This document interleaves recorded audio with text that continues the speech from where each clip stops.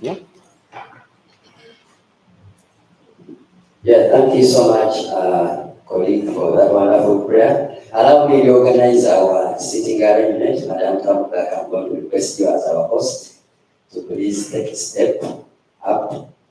I'm also going to request my CDO, please take the same step because you are leading the opening session. You'll be up there. Please, I will also request Principal, our colleague from the ministry, please, you equally come and take a seat up there. Principal, please. Thank you. Okay. Ladies and gentlemen, my remarks are not actually remarks. Mine is welcome you here. Like I already did, you're most welcome. We are very honored and humbled to have you here despite the short notice. We would like to express our apologies, especially to those that received the notices quite late. It has been a challenging time, mixed with the Easter festivities and so on. But nonetheless, we want to thank you for honoring this invitation and coming here. I want to inform you, Madam City Hall, together with the City Town Clerk, that with us we have Wide, a wide coverage or a wide spectrum of participants. Allow me, first of all, to recognize our colleagues from the Uganda Police Force, led by none other than the RPC. You're most welcome, colleagues. Those are our colleagues. That is the child and family, together with the RPC. Those of us who are not there to be able to clap is civil. Allow me also to recognize colleagues from the Child Restoration Outreach, led by none other than the Executive Director. You're most welcome. When I mention you, please, you just wave. Allow me also to recognize our partners from dwelling places. You're most welcome. Allow me also to recognize our partners from South International. You're most welcome here. Also, allow me to recognize our friends from REFCA Foundation. Yes, you're most welcome. Thank you for being with us. Allow me also to recognize our friends and partners from Hope for Justice. Hope for Justice, you're most welcome. This is a Netherlands foundation. I am unable to mention the language, but it is called TDH. TDH, the partners from TDH, you will tell me TDH in the Ugandan language. You're most welcome, our friends from TDH Netherlands. We have Bridge Builders Uganda. You're most welcome, Bridge Builders Uganda. We are glad to be with you. We have our friends from BEB. Bev, you're most welcome. We have our partners from Eric's Development Partner. Eric's, you're most welcome. Center for Justice, you're most welcome. We have our friends from Crane Networking. You're most welcome, Crane. Those are among our lead partners in this arrangement. We'll continue to recognize each other's partners. Keep on writing.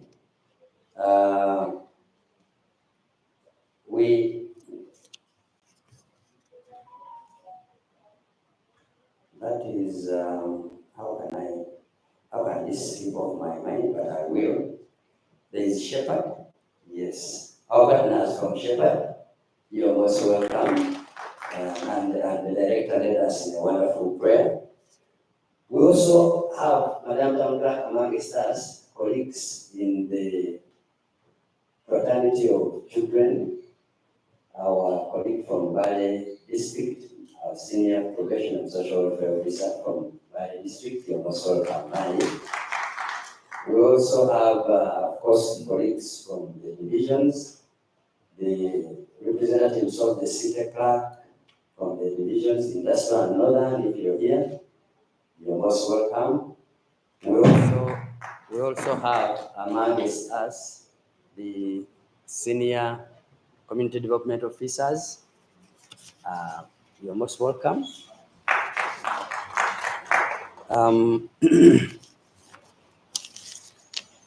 Besides, we also have our friends, the former children on the street, colleagues who have gone through the street conditions and have been rehabilitated and reintegrated. We also have the children who are still on the street. We also have some of the children who are still on the street. You're most welcome. We also have amongst us colleagues from the probation fraternity of Mbale City. My colleagues from industrial and northern city divisions, you're most welcome. We will continue to recognize everybody as they keep arriving. Please don't feel offended if I have not recognized you, but I will continue to recognize you as you all arrive. So, Madam Town Clerk and Madam City CDO, together with our representative of the PS here, we are here for one reason, to put our heads together for the sake of the children who are under street conditions. Mbale City is grappling with probably, I think, the second highest number of children under street conditions, and the worrying scenario here is that the number keeps rising, and we are here to, one, share about why are we having these children literally coming to the street. I mean, the street doesn't produce these kids. The street doesn't produce these friends of ours. These friends have fathers, they have mothers, they have guardians, they have next of kin. So why then do we have these friends?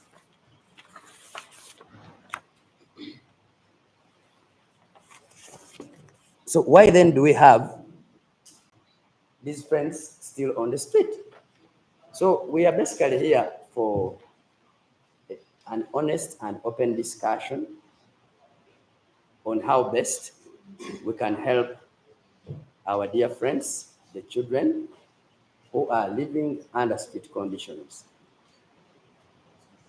I don't want us to, we want to clear the image that we are promoting the children to continue to live under street conditions. No, we are actually here to devise the best ways possible to have these children, first of all, rescued from the street, rehabilitated from what they have gone through, and then reintegrated.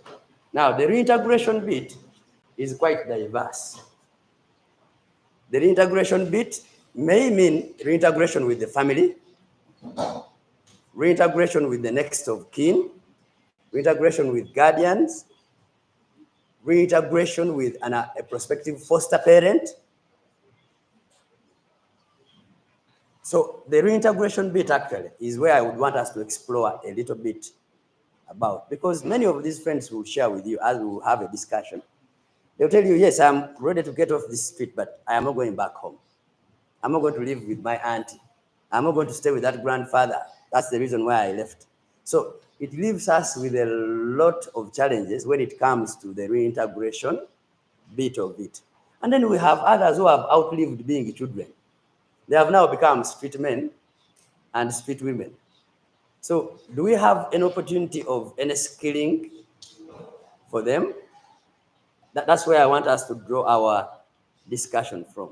Of course, for us as Mbale City, as my city CDO will elaborate, we are the authority which is charged with the responsibility of making sure that these young friends are provided for, are planned for. So let's open our minds. How do we support each other? How do you support us as Mbale City to live to achieve the goal of planning and implementing programs and projects for these young friends in a coordinated front? Because many as we are, if each of us keeps doing something in isolation, at the end of the day, we will not be able to realize any results. So I think let's use this opportunity to really draw the action points, and we see where we are going to position ourselves at the front line to be able to help our dear friends who are under street conditions. Without wasting time, permit me, I don't know whether you still have challenges with the microphone. Please bring them for me.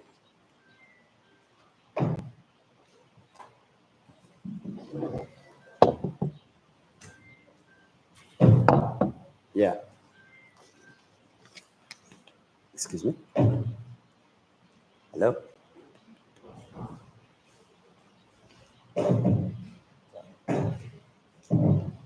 Hello?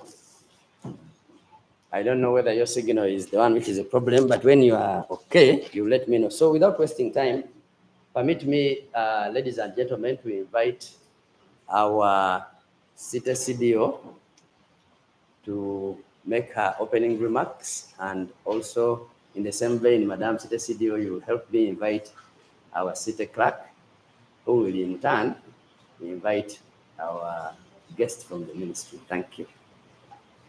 Thank you so much, moderator, and our senior probation officer, directly in charge of the people we are talking about that he has already mentioned. Allow me to mention my name again. I'm Namwase Annette, the City Community Development Officer, Mbale City. And the Doctor of Children follows under community-based services.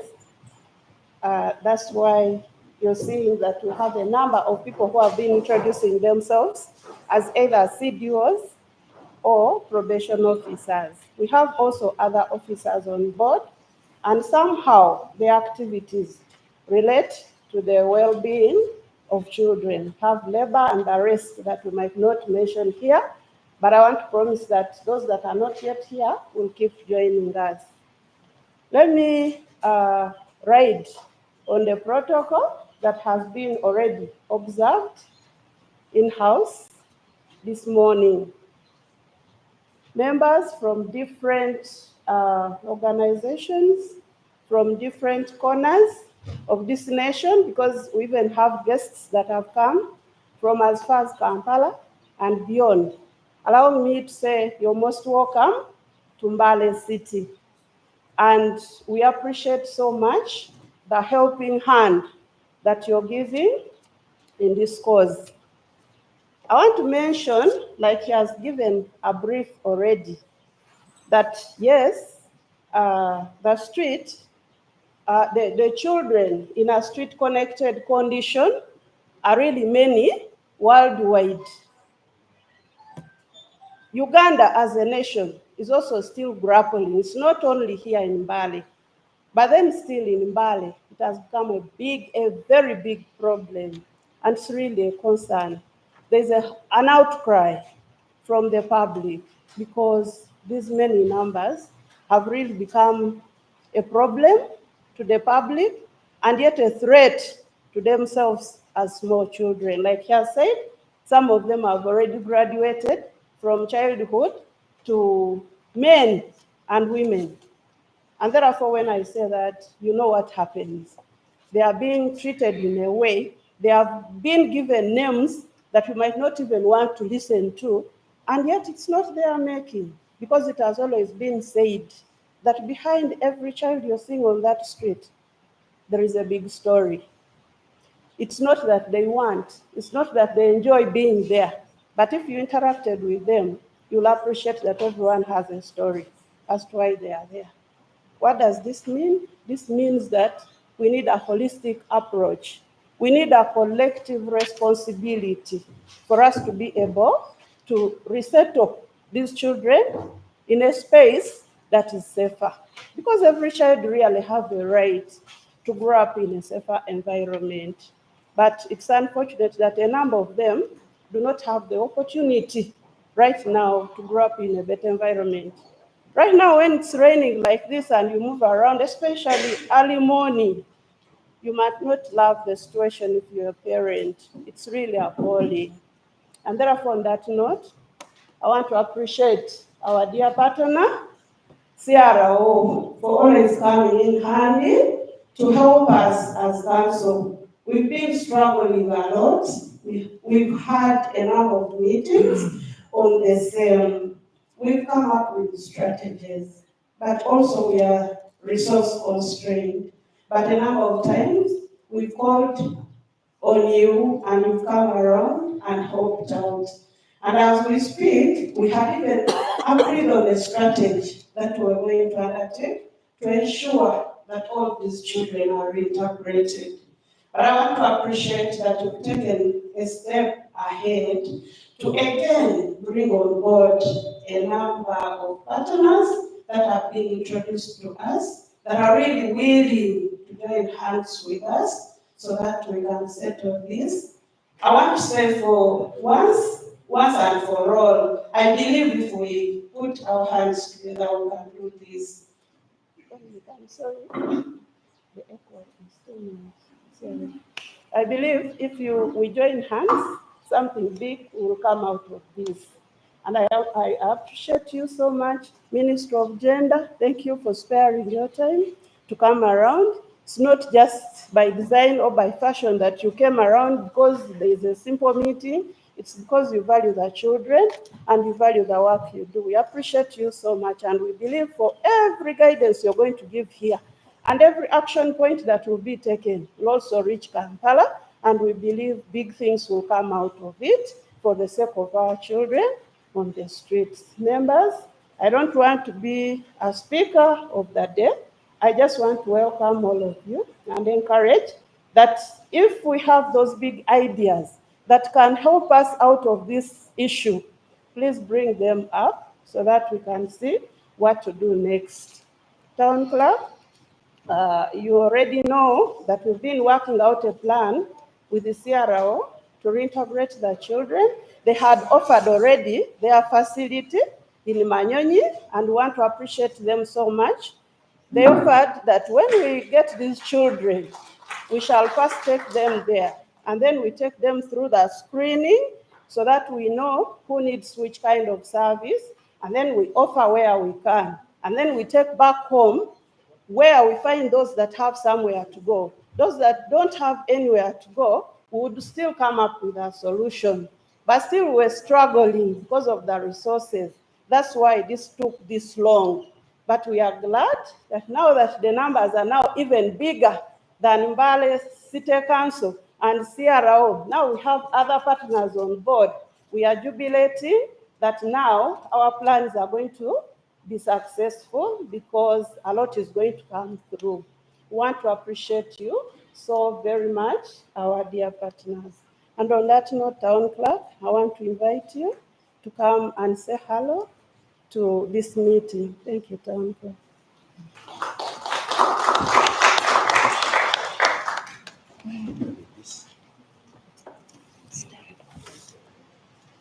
Thank you so much, Madam CDO and the moderator. Wabule Annette is my name. I'm the Principal Assistant Town Clerk. I'm standing in for State Clerk, who is away on other official duties. Allow me observe the protocol. So many partners have been mentioned here, and we have so many stakeholders here. Allow me observe the protocol, ladies and gentlemen. Good morning, ladies and gentlemen. Good morning. I want to welcome you to Mbale City, and in a special way, mine is actually just an appreciation because the moderator and CDO, have already alluded everything and the reason as to why we are here. I want to take this opportunity to welcome all the partners that have joined the hands with the Mbale City to make sure that our children on the street, are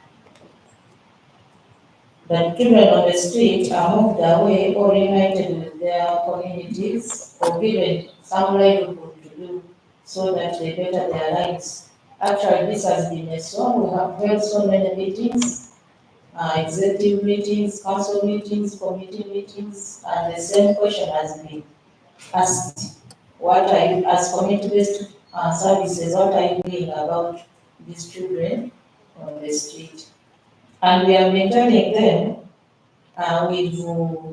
we have a work plan, we have activities budgeted for, but the only challenge is as embarrassed to rely on local revenue, which is actually not forthcoming. So we have a budget, we have a plan for them, but when it comes to funding is where the problem is. But however, as embarrassed, we also put in more efforts to see that local revenue is collected so that we fund these activities, because we also need a clean city, and so many challenges have come up because of these children. As earlier said, these children come from the community, they come from families, and some of us may be even knowing where they are coming from. But we cannot tackle the problem itself when we are not looking at the root cause. So I pray that as we are here, let's look at the root cause. What is causing these children to leave their homes and come on the streets? Where is the problem?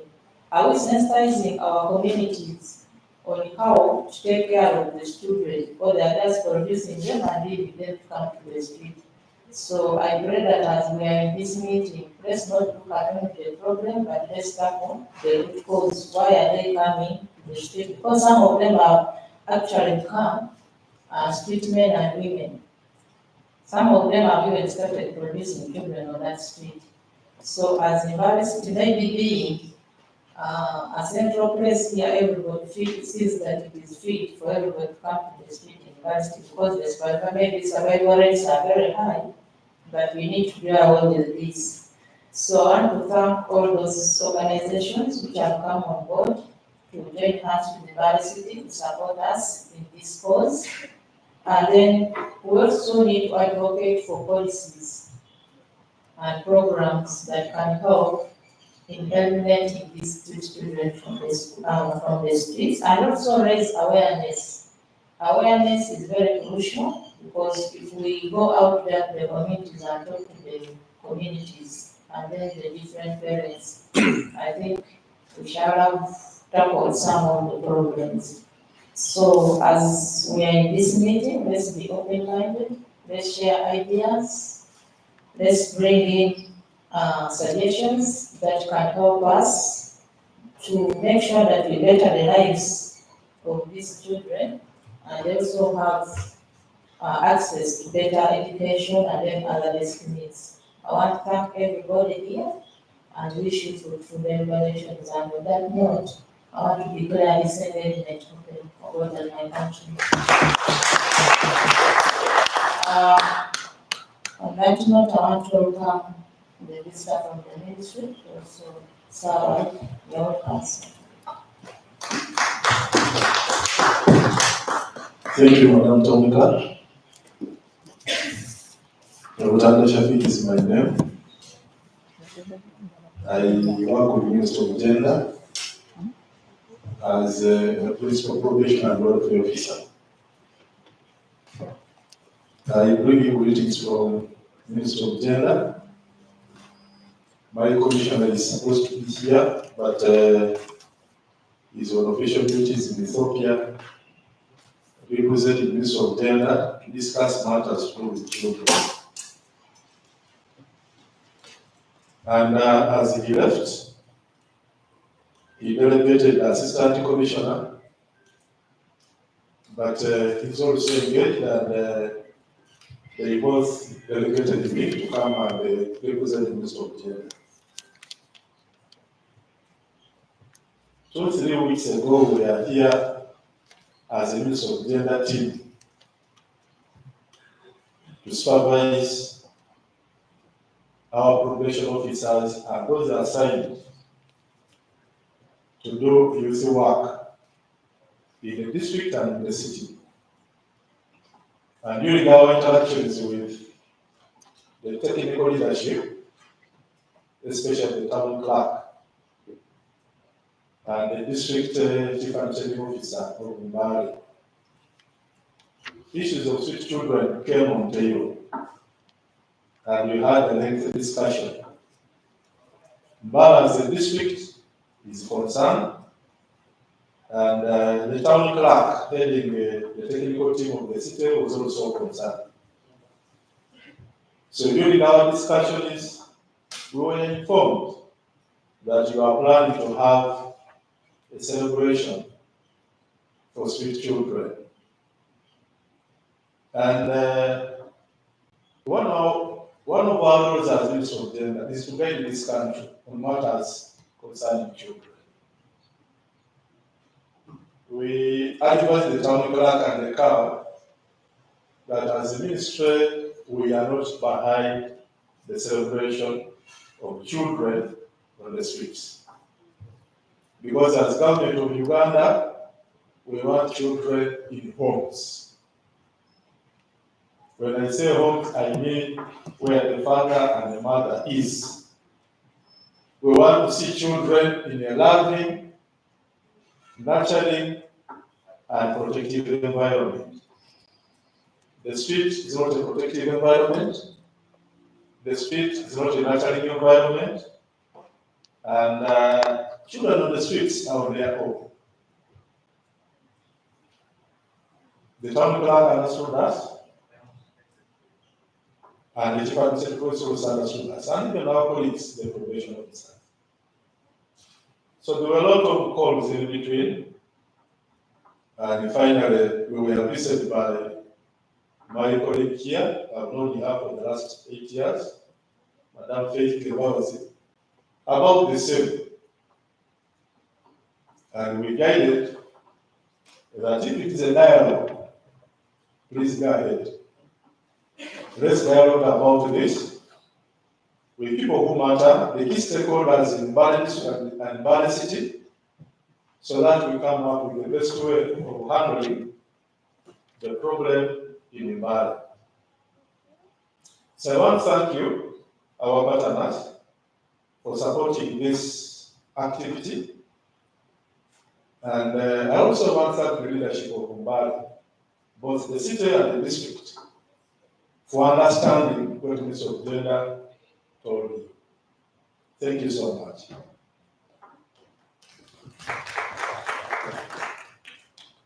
In 1995, this country enacted the Constitution. And that Constitution has a chapter, and in that chapter 4, we have rights about children and other vulnerable members of society. In that Constitution, there is an article that talks about vulnerable children being given special attention, special care, and protection. I see street children as people who are vulnerable and need our attention as government. The very Constitution provided for the establishment of the decentralized type of governance, where powers are transferred from the center to the cities, to the districts, the municipalities, the divisions, and sub-counties.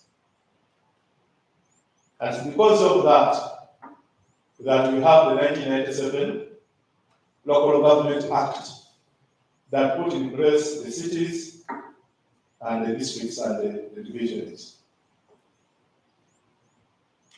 That very law of 1997 Local Government Act decentralizes child care and protection. Child care and protection is not in the hands of the center. Child care and protection is in the hands of the local governments. Meaning, as a local government, you are in charge of the care and protection of the children in that local government. You are in charge of the children who are on the streets in Mbale. The Local Government Act still decentralizes the powers to plan, the powers to budget, the powers to spend, and the powers to provide the services to the people in your local government. It's your responsibility as the city of Mbale. It's your responsibility as the Mbale district to provide the services to all the children in the two local governments. When we say street children, who is responsible? To me, I say, ask the parents who are here. We are responsible for that. Because of the freedom we have in this country, anybody who cannot afford a child can afford to bring out a woman and produce a child. And at the end of the day, run away from that child. One of these days I'm thinking, this freedom that government has given everybody to produce, it's not necessary. This is me. In some countries, there is even a law. If you produce more than one, they penalize you. If you want to produce more than one, government must allow you to produce. In this country, you just wake up and produce a child. It's okay, it's your right to produce, but are you ready for the consequences? Are you ready to take over your responsibilities as a parent? We are what we are, and we are seated here today because our parents played their roles. If we continue with what we are seeing on the streets of Mbale and other towns, then just be sure that we are going to have sleepless nights. Just be sure that we are going to have sleepless nights. Recently, there was a function in Uganda, a Women's Day organized by the area member of Parliament. And she invited one of the popular singers in Kampala. And I'm told the people who led the beating of that musician were our children on the streets in Uganda. Majority of them, I even saw them moving around. And I kept wondering where they came from. I'm a born of that place. I grew up there. I almost know 99 of the families in that place. But as a concerned citizen and parent, I see a big problem in my hometown. And as I move at night, I see them on the streets. But what is the professionals are going to do with the limited resources that we get from the treasury?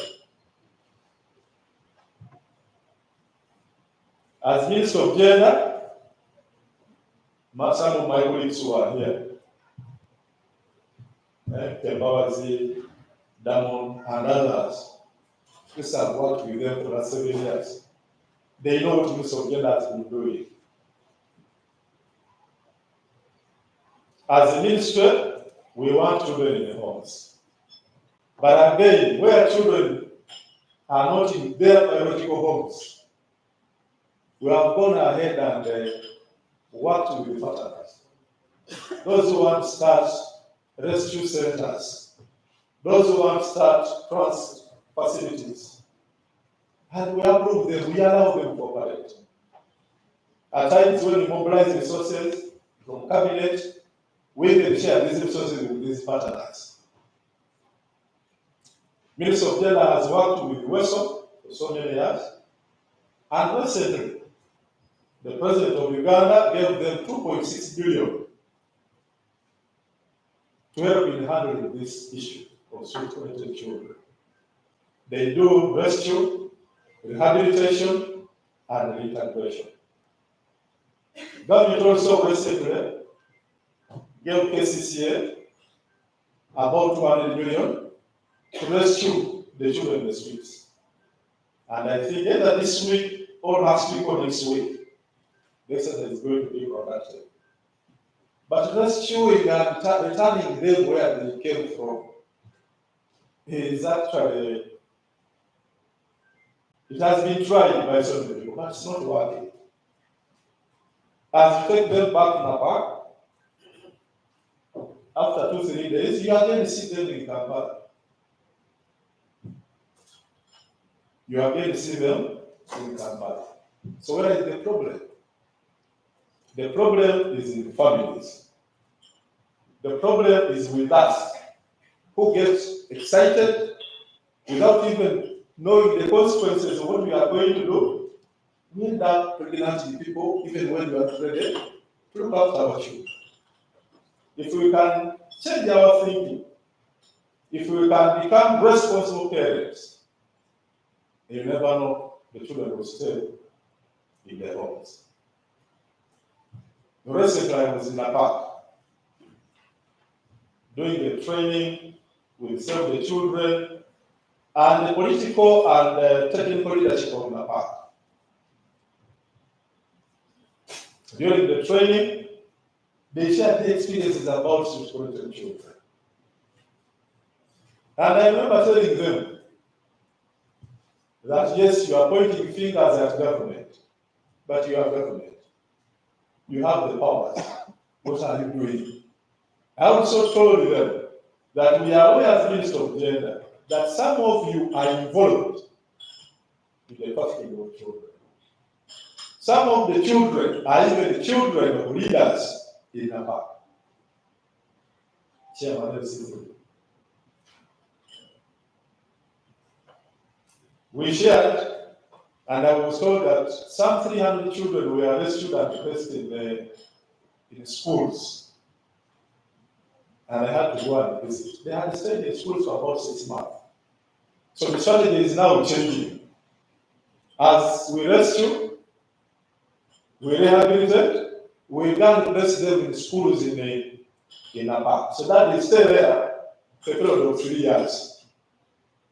But again, it's also having consequences. I visited some of these 3 schools in a park. One, the schools don't have enough facilities for these children. 2, schools are not children's homes. Schools are meant to enroll pupils, educate them, and they go away. Then come back, every after 3 months. Now we are keeping them permanently in schools. That one legally is not right. And I remember sharing it with my permanent secretary and saying, there is a problem here. I was also told by the head teachers that because these children are now placed in these schools and donors are coming to support them, parents are now sending their children to these schools. Because they are now special schools. Which again goes back to our mindset. The way we think as human beings. We still have people in this country who think in terms of waiting for donation, free things. So we have to work a lot about our mindset. As a ministry, we have developed a strategy. And the strategy is still in draft form. The strategy is not focusing on Kampala as a city alone. The strategy is focusing on all cities and municipalities and county councils in the country. How do we address this issue?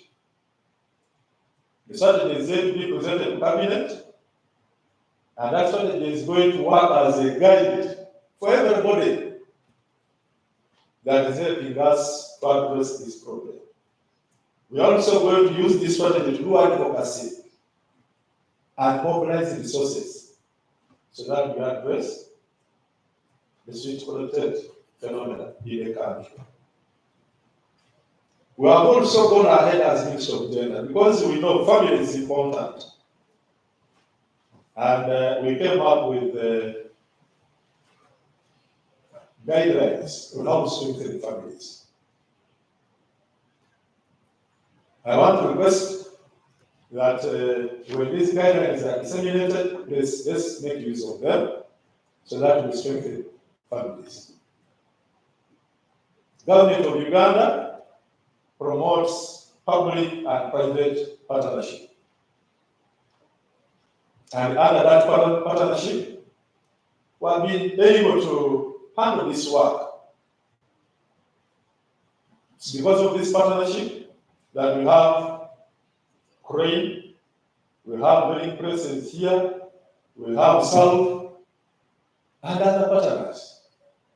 And I want to appeal to my colleagues in Mbale City and the district that when you see a partner coming on board, please welcome that partner. As Ministry, we receive resources from Ministry of Finance, but those resources are not enough. The resources are supplemented by these partners. Some of them, I'm seeing my other good friend here from both ends briefing, they are supporting us to handle children in children's homes. If these partners were not there, you will see Ministry of Gender leaking. So can we clap for these partners?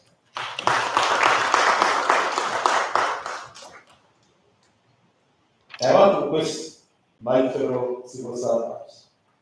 Whenever you say partner, please treat that partner as a partner. Don't be like a colleague I worked with in a local government some years ago who was witch hunting partners for his own reason. Partners move hand in hand. Partners work together. Partners plan together, and partners implement and evaluate things together.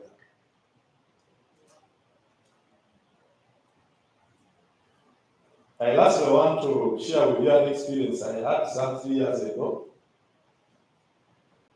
We received a communication from the Deputy Chief Administrative Officer of Mbale, I think before we had the city. I still remember him, he was called this secretary. He was telling us how good CRO was for Mbale, how CRO has helped to rescue, rehabilitate, reintegrate, and even educate former street children, and they became lawyers and doctors. And he told us that, but the people of Mbale are fighting CRO. I don't know whether the fighting is still going on, but I remember I was delegated by the minister by then, Madame Nachua, Florence, and the permanent secretary, to come and see what is happening in Mbale. I came in Mbale, we had can I call them serious conversations? But you will see emotions. People were dying to close Sierra Group. People didn't want to see Sierra Group to continue existing. And I was wondering what is the problem. Others were saying we still want Sierra Group here. But some senior citizens within were saying, let's wind up Sierra Group and we sell properties of Sierra Group. And I don't know whether they share the resources or not.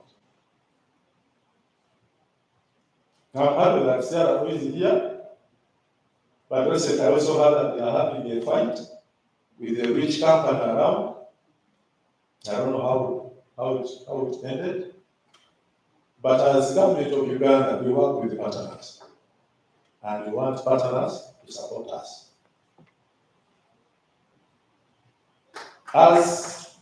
As we resolve the issue of CRO, I remember we told the CRO that we want you to rescue children and return them in the villages. Because by then there was an approach they were using. Pick them on the streets, take them to CRO, allow them to bathe, eat, and they are free to go back. You report me right if I'm wrong. I'm seeing some faces I know. We don't want that. Rescue them, rehabilitate them. We even visited, is it Manyonyo? Manyonyo. We visited Manyonyo to see whether that facility can work as a transit facility. And us was a good facility. What was remaining is for you to come and we approve it as Minister of Gender. I think these are 5 years. We have not seen the Minister of Gender to come for approval. And I've had my colleague here saying that you are going to rescue and place in an illegal facility. I don't know whether that one is right, but I'm not here to promote illegalities. I'm reminding you, it is a criminal offense. And police is here. It is a criminal offense.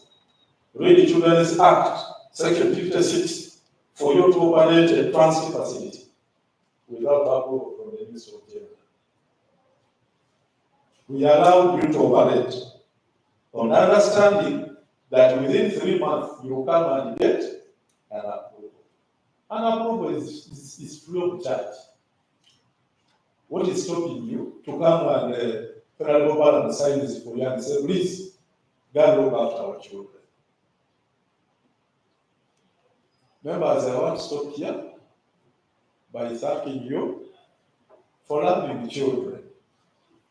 We are once children, we are producing children, and I'm sure if we look after these children very well, if we nurture them and they become useful citizens, I'm sure they are going to look after us when we get old.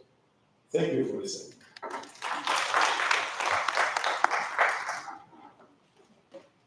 Members, let's give another round of applause to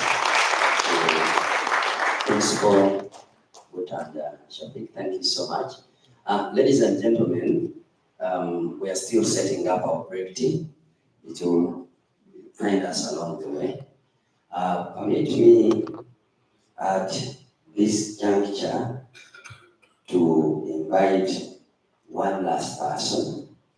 Then we head into the panel discussion. Madam Faith Kimbagazi from Ukraine, please.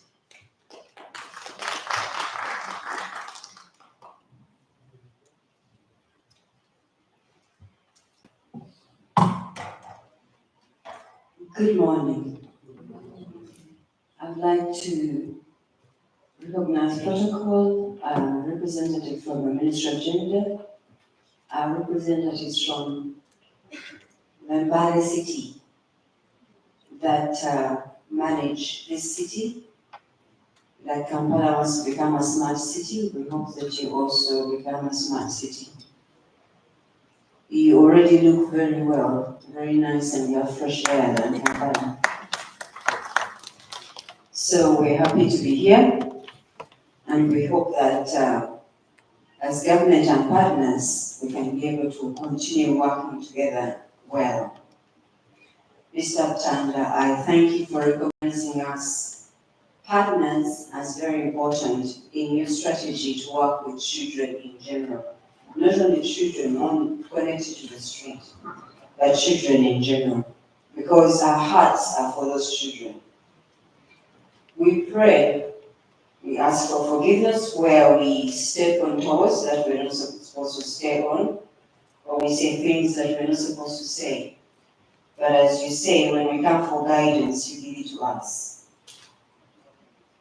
I want to explain that when our heart for not celebrating, commemorating, remembering that we have children in the street, which is a fact, and which we cannot hide, and those children need to be taken care of.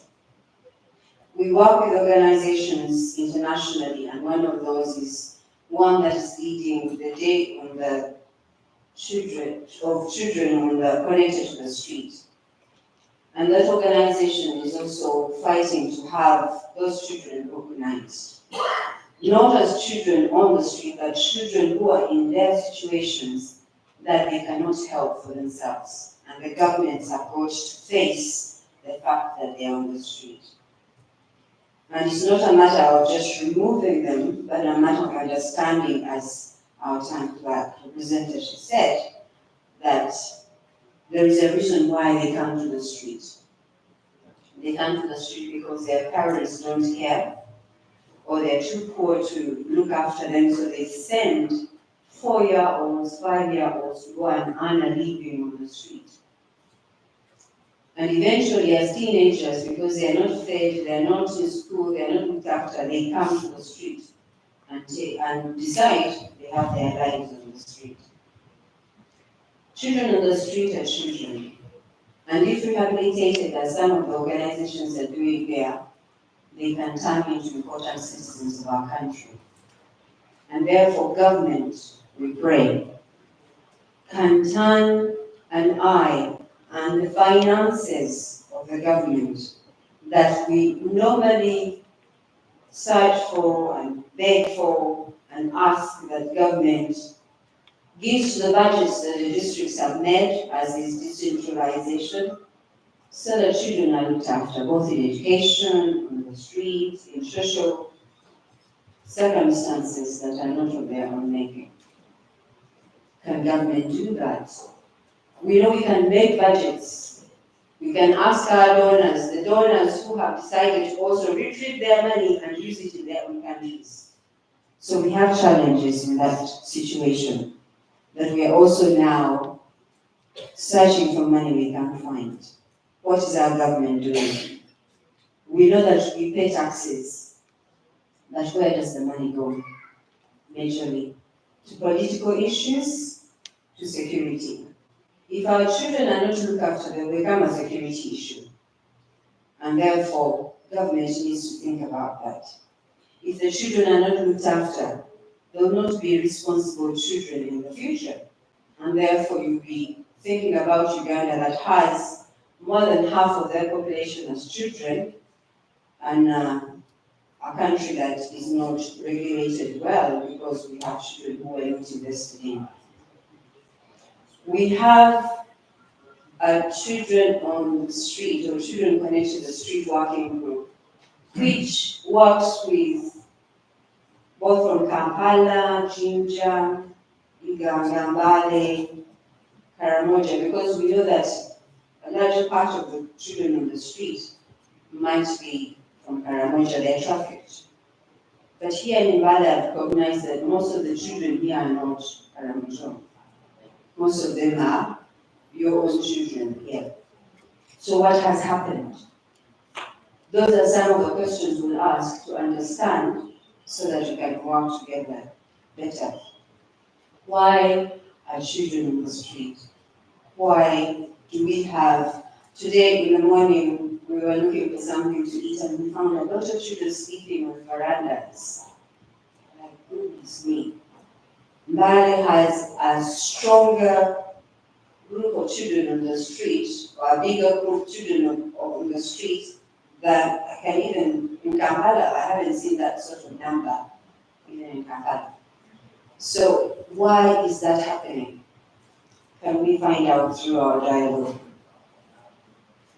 We have different organizations that are here and we meet often and talk about how do we help government to sort out the problem on the street. Because the problem is not for only children on the organizations that work with children on the street, but for government who we want to partner with. And we ask for that audience to partner with you, for the audience to listen to one another, and for the audience not to be misunderstood. Thank you, Mbale City, for welcoming us. Thank you, Mr. Dominic, for the hard work you've done in making sure that we're in this place. We know that some of the people that were called have not been able to come, but we hope that you who are here are a good representative for us to be able to work together. We do thank especially the group that works with children in the police station throughout the different districts. If they were not there, we would have a problem. And so we thank you for your hard work. in open stations. We request that the day of the child connected on the street can be recognized. We've been working with this day undercover or underground, and the government has not recognized it yet. But it is not for the sake of celebrating children on the street. That's not our heart. Our heart is children belonging in families like the government. And our heart is that we make parents aware that children belong to families. That no matter what, don't send your child away onto the street, because it's important they have a parental connection, parental love. There's a lot of trauma on children who have been in different situations. How can we make sure that those children are rehabilitated, they're counseled, and they're returned home as whole children, spiritually, mentally, physically, and can they go to school to make themselves better, so that our government can have future workers who understand the problems, either on the street or in families. We're requesting government, can we use our social medias? You have the authority on the media in different aspects. Can they help us to make this a thing they can make parents aware that there is a problem, in making sure that if you don't look after your child, there should be a disciplinary measure.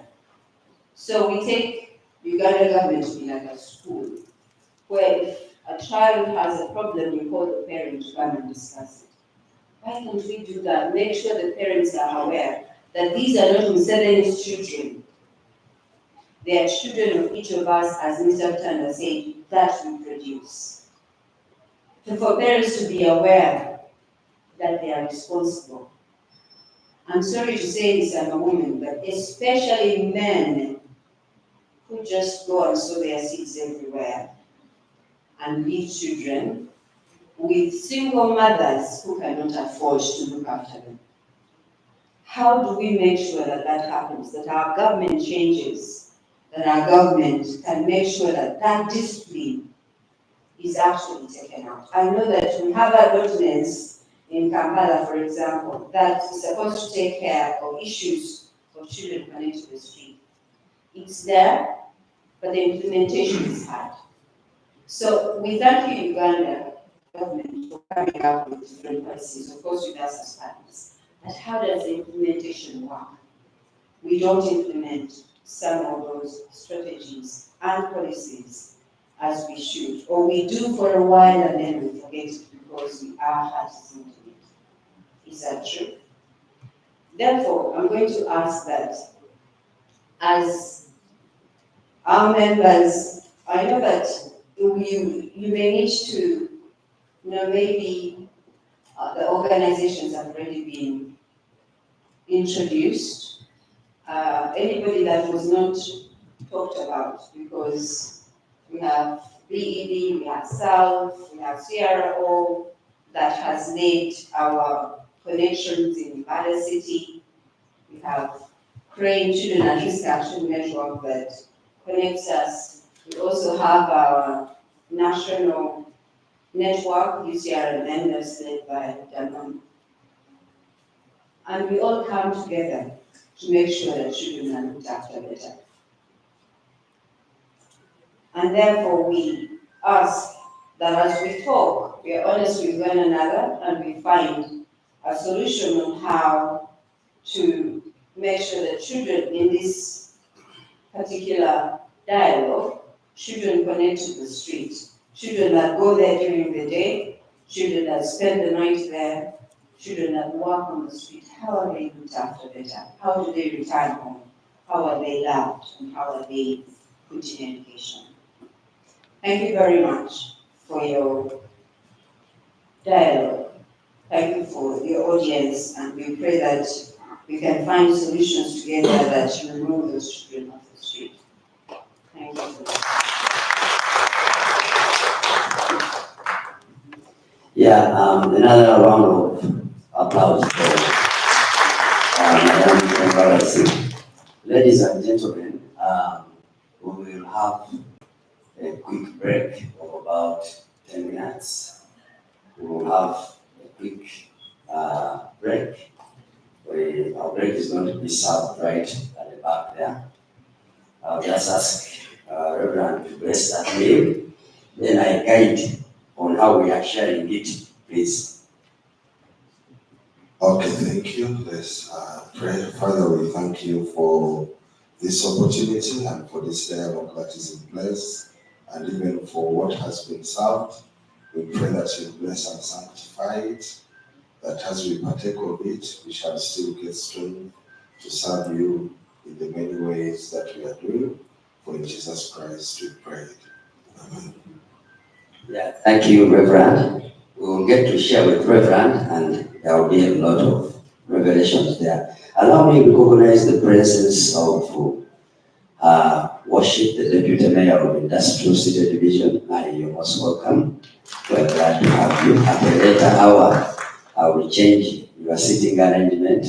Allow me also to recognize the presence of the Secretary for Gender, and also representing His Worship the Mayor Mbale City. You're most welcome. And I will, Mary at one point will share with you, she is truly a mother and she has worked tirelessly to help unprivileged children. So Mary, you help me and lead this team together with the principal to first take the team together with our friends from the police. I'll begin with here and here. I'm trying to ease congestion there. By the way, there are options. I know by this time some of you may not like the tea. There is also a soda as another option, or a bottle of water. So please feel free. Thank you. DJ, you can give us a small music interlude.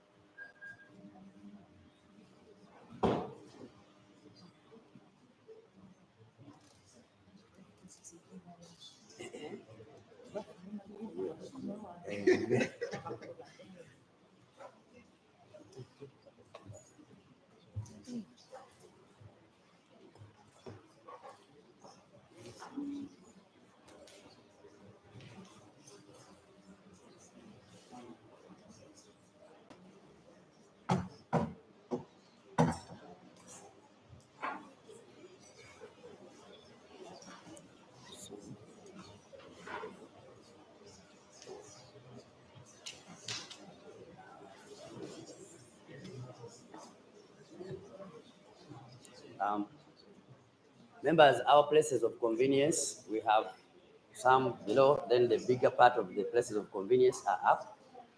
You just climb the ladders and take your right to the downstairs part. That's where our places of convenience are.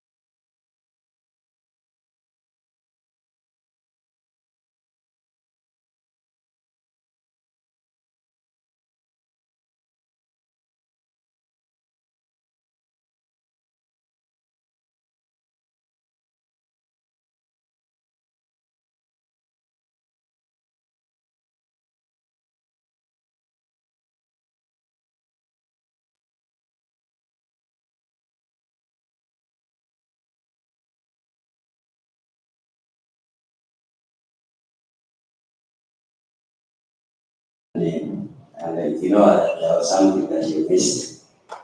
At this moment, like I said, allow me invite my who is in the shoes of the worship his worship the mayor of Mbale City. My Aisha, please take the seat right above here. I will also request the Deputy Mayor of Industrial State Division to equally come and take one of these seats. I'm also going to ask the other PC to equally come and take one of these seats.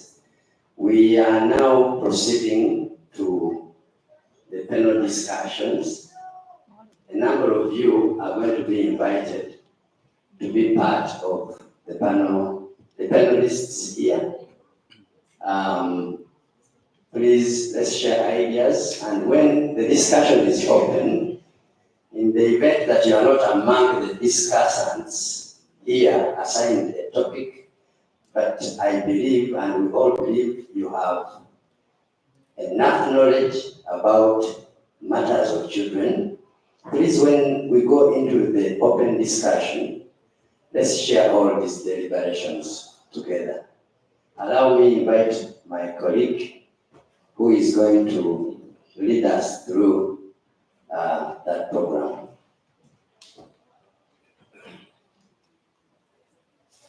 Thank you very much. Those days they used to clap and welcome people, but I think we are very full this morning. We forgot where our hands are. Yes, can I get some assistance here? Okay. Good morning, ladies and gentlemen. You know, we work with children, and when you work with children, you have bad manners. You always want to hear a response. Am I wrong, social workers? So good morning, ladies and gentlemen. It's already afternoon. Now I see those who are awake, including myself. I was asleep.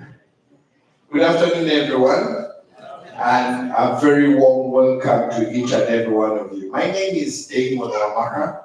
I'm the Executive Director of Uganda Child Rights NGO Network. Uganda Child Rights NGO Network is the national network that brings together all the child rights organizations at the national level to engage on issues of promoting and protecting children's rights. And we work closely with the Ministry of Gender, but we represent our member organizations that work at the grassroots. We are not a service delivery, we are a coordinating network group.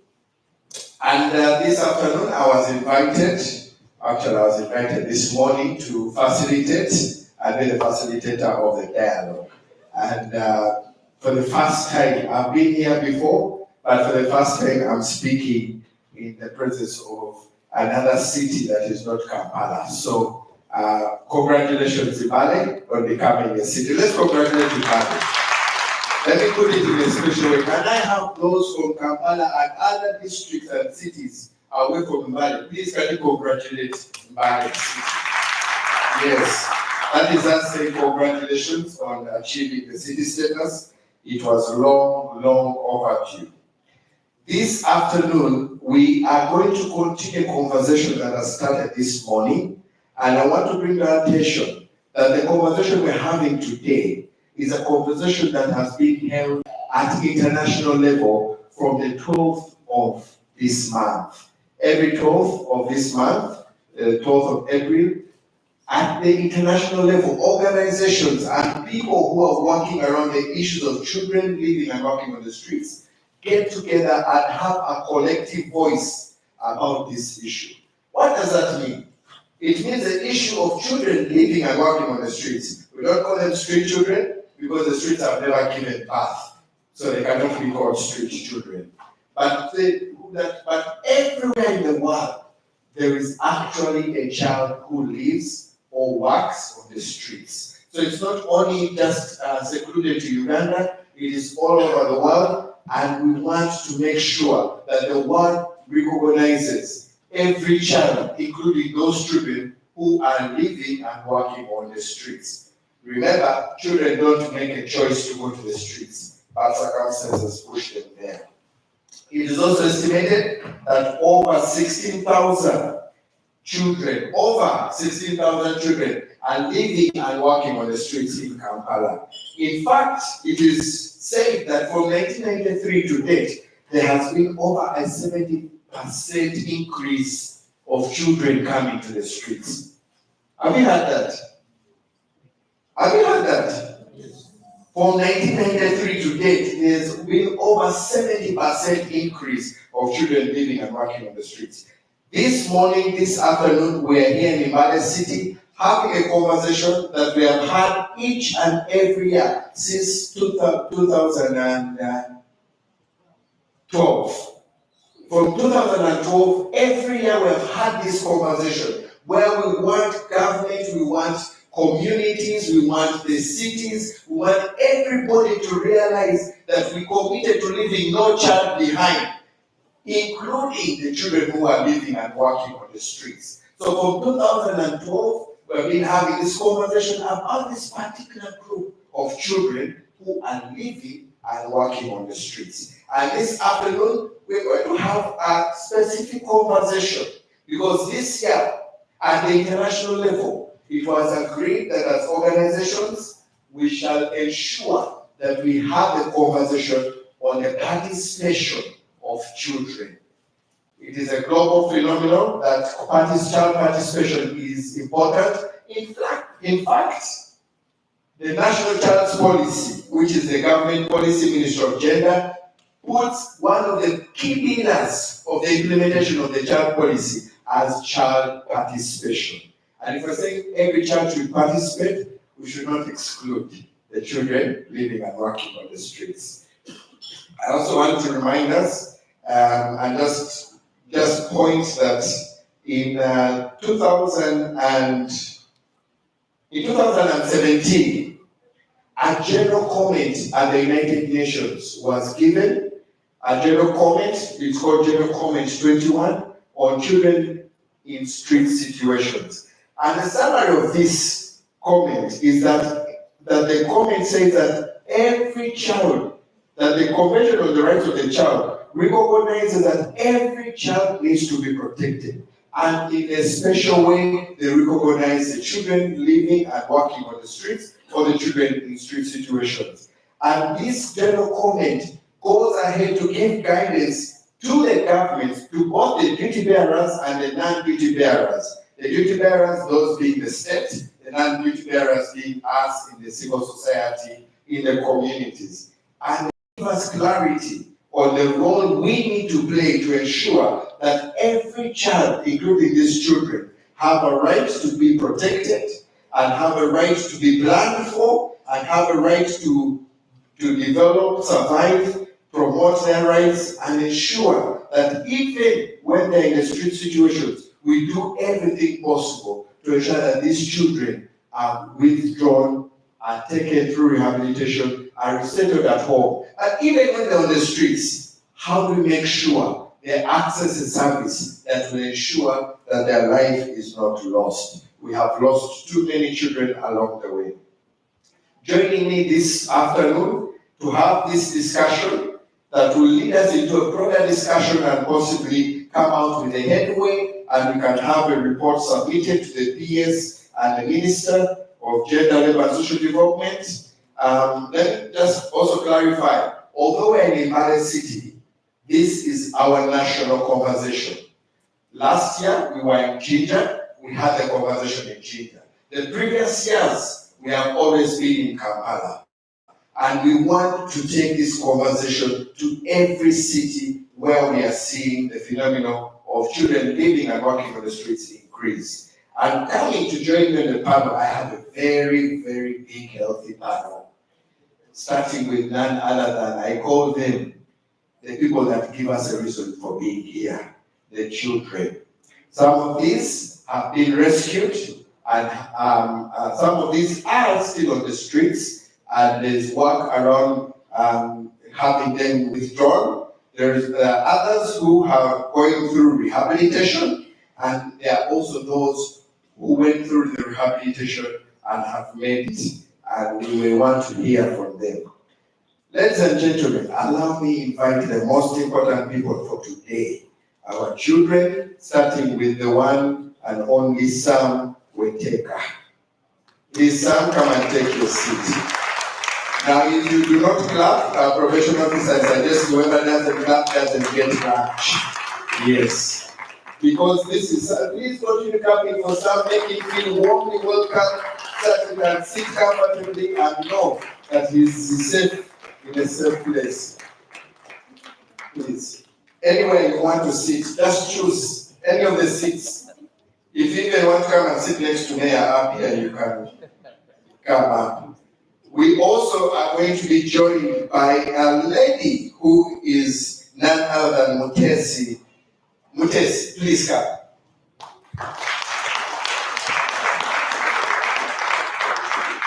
Now, if you're looking at her properly, she resembles the Vice President, so you better clap properly. We will also be joined by Reverend Derek Mutu. This is not a child, but you just welcome him. We are putting in the category of children today. So my principal is until he reaches here, we continue to clap. Yes, thank you very much. These are the ones who are going to be representing the children who have had an experience on the streets. The second group person I want to invite to my panel has been our master of ceremony, but allow me to strip off those titles and call him as one of the panelists, Mr. Wanzira Dominic. Please. Senior Probation Officer, Mbale City. Now I see how Mbale City likes that probation officer. If you apply for your probation like that. Yes. I also want to invite this lady. I just fell in love with her straight away. It is because of her name as Superintendent of Police, Birungi Lydia. Let me tell you why I fell in love with her name. My mother is called Birungi. My daughter is called Birungi.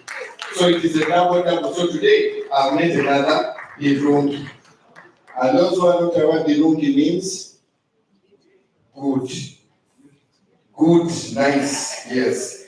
And representing that is Birungi is representing the family, from the child and family Police Protection Unit, the CFPU. Warmly welcome CFPU once again. Now, my last panelist for today is none other than Alfred Ochaya, who is from SELF and who is representing the civil society organization. Now I see how the civil society support each other. Oh, it's like that. Okay, I hope you're not going to become the next mayor because those hand claps are very strong. Okay, so ladies and gentlemen, this is my panel. I do not know, do I have another microphone that can be for the panel here? There is, okay, perfect. So I will start with the children. And if you can pass the microphone down here to Sam. And I want to ask Sam to introduce himself. Before I can, Sam and Mutesi, to introduce yourselves first.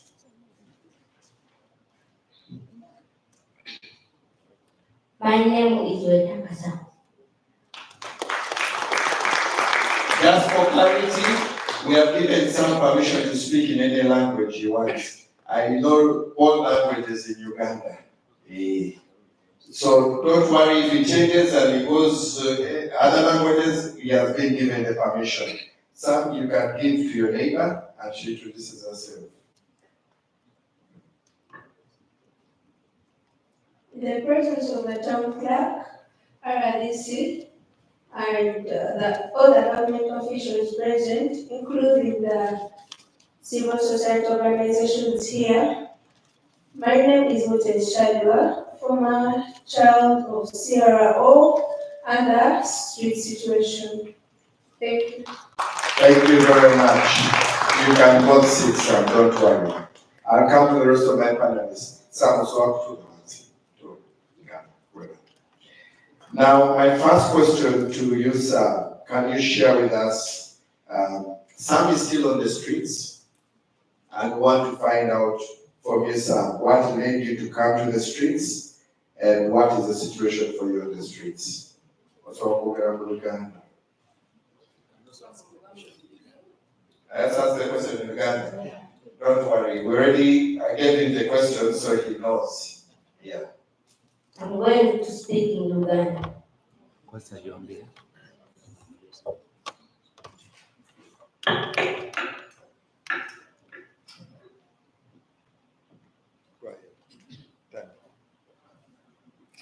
Nze nzija waka, taata wange yali anywa nnyo, nga nkubiriza nnyo jambiya. Nantolokayo waka, nenzija ku street. Nga nze najjira ku street n'amazeeko emyaka 5. Nga mbeera ku street. Nina emyaka 13. Aina miaka meka? And 5 years back is when he came to the street. That means he came to the street when he was how old? Kakati, sir, Waluku Street, abantu bakulu, they don't engage you or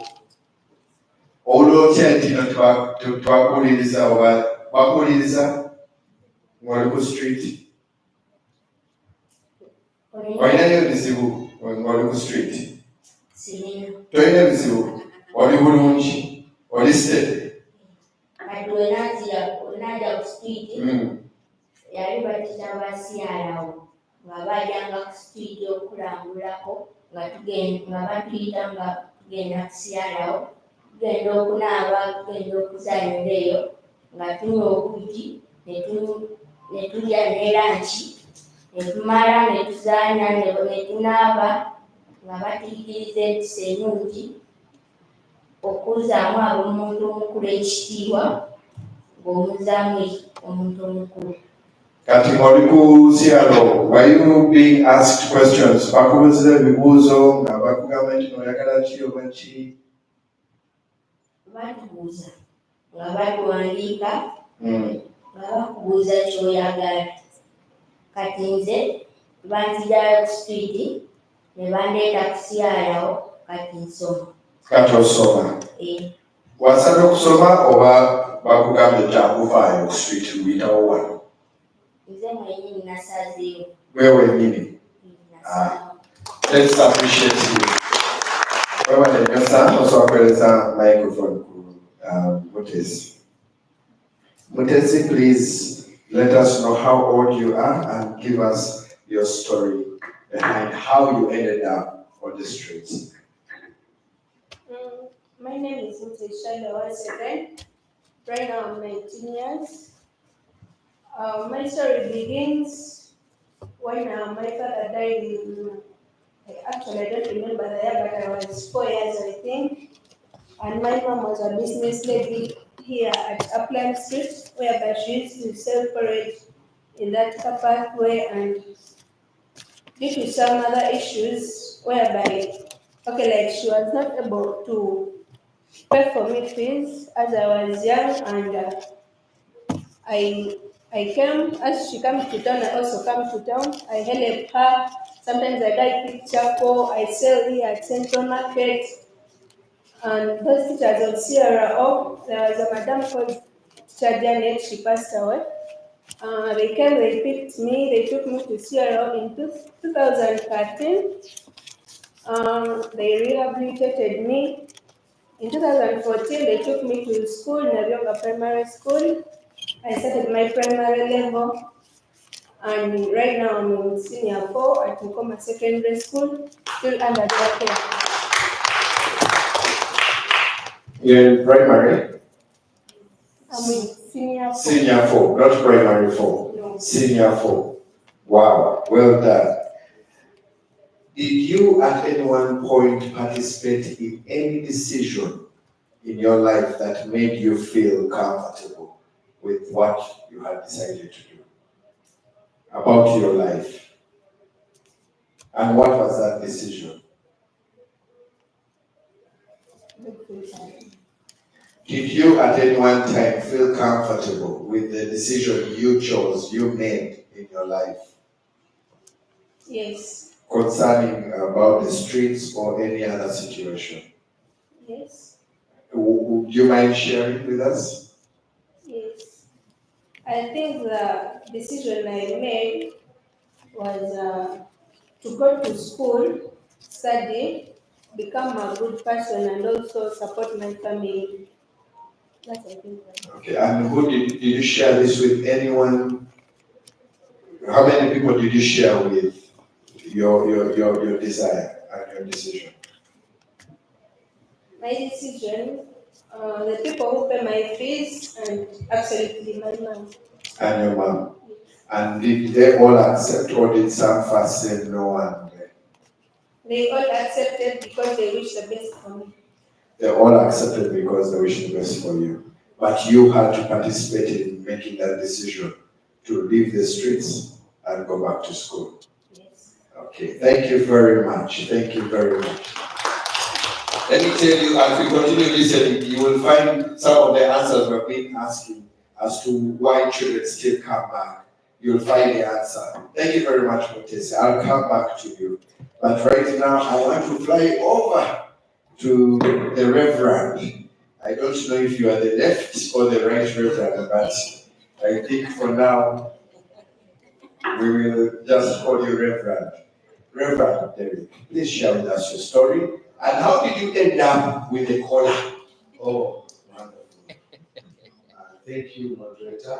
I want to thank everyone for this opportunity that you can hear us out and you've taken the interest on the issue of children living on the streets. Me, I started at 13 years. I was in P6. Things became very difficult. I was born in a very good, wonderful family of a very rich dad and a mother who always talked in senior three. I think my father was so handsome and very long and energetic the way you see me. And he saw this wonderful girl in senior three who also admired him at that time. So things happened and I came in. But because of, I think, his decisions in life and his way of life, he got sick very quickly and died when I was in senior 4. He succumbed to HIV/AIDS and left us in the hands of this mother who always talked in senior 3 to support us through life. So when life was hard for her, she tried to do away with us, but we survived. And when we survived, she decided to give us to our relatives. That is how I started staying with an auntie. I was in P6, very bright young man. So she told my mom, no, you give me the young man to come and study. I didn't know I was going to be, and they called house boys or nannies, this for who look after children. She had children. The modern way is nanny, but the real thing is houseboy, yes. So I came excited to study, but on a sad note, I realized I had come to look after children, $3, because those people had produced home and they wanted someone to support them to look after their children as they went to do what they were supposed to do. So life became hard even there because complying was not easy and the circumstances forced me to leave. So when I leave, there was nowhere else to stay apart from the streets. I had a friend who used to roast chicken somewhere down there, but I think he was also a street adult. After he realized he has grown and he needs something to do for himself, he decided to start roasting chicken. So he became my influence and motivation, and I found myself there. And there is a lady who I respect so much who visited us twice at the street. She's called Teacher Florence. That lady spoke to me one evening. We disappeared. We had a nature where we appear, but when we see someone with interest to talk to us, we disappear because we thought everyone was not good. And it became very difficult. But my turning point came one night when I survived the fire. These police officers came and they cornered us. They were clearing the street. So at Cathedral Avenue, there were flowers, right from Cathedral Avenue up to the new market down there. So we had sacks and boxes where we could come and sleep. And because those flowers had grown so well, and they had very good spaces for sleeping, and you feel the warmth there. So when these people came, we all ran and entered inside there. I remember the man saying, "Wakisha moto, put fire." I tell you, friends got burnt, others survived, we all ran, and it is at that point where I thought maybe I need something else. So when that lady came back, I told her, life is not good here. And she was asking, do you want to school? Do you want life to change? Where do you come from? And all those things. She took me on, and when they took me to school, I qualified for my P7. And that is how my journey with CRL started. So I was rehabilitated. It took a long time to even press my home back, because when I had come to my auntie's place, they told me my mother had died of HIV and all those things, the same sickness that killed your father. So actually, I never thought anything would happen. We were born three, we separated mysteriously. I didn't know where my brother was, I didn't know where my sister was. But in 2003, my mother appeared. It was very hard, very difficult, a very big surprise, but she was still alive. So CRO supported us with her at that point in time. I did my senior 4, I did my senior 6. They took me to university. I have done a second degree, a master's. I have been at UMY. But my decision to be a priest, I wanted to be a soldier actually. I was very, very, very passionate about being a soldier, because I really wanted to change the way these people think about us. Because they will sit and take actions, clear or do this, but no one has got time to understand the other life of that child. And who knows tomorrow? Today you hear my father was a chief clerk. They can be like the cows of today now, with a soldier, with a double cabin and everything. But we don't know tomorrow. So I was able to go through school, and when I had finished my first degree, we were 7. They called an opportunity for people to go to the army. I also went. I did all the necessary drills until the time for the medical checkup. And that is how I was thrown out. Because when I was on the street there, I had a colleague who boxed me badly, and I developed a problem with my tooth, and they removed it.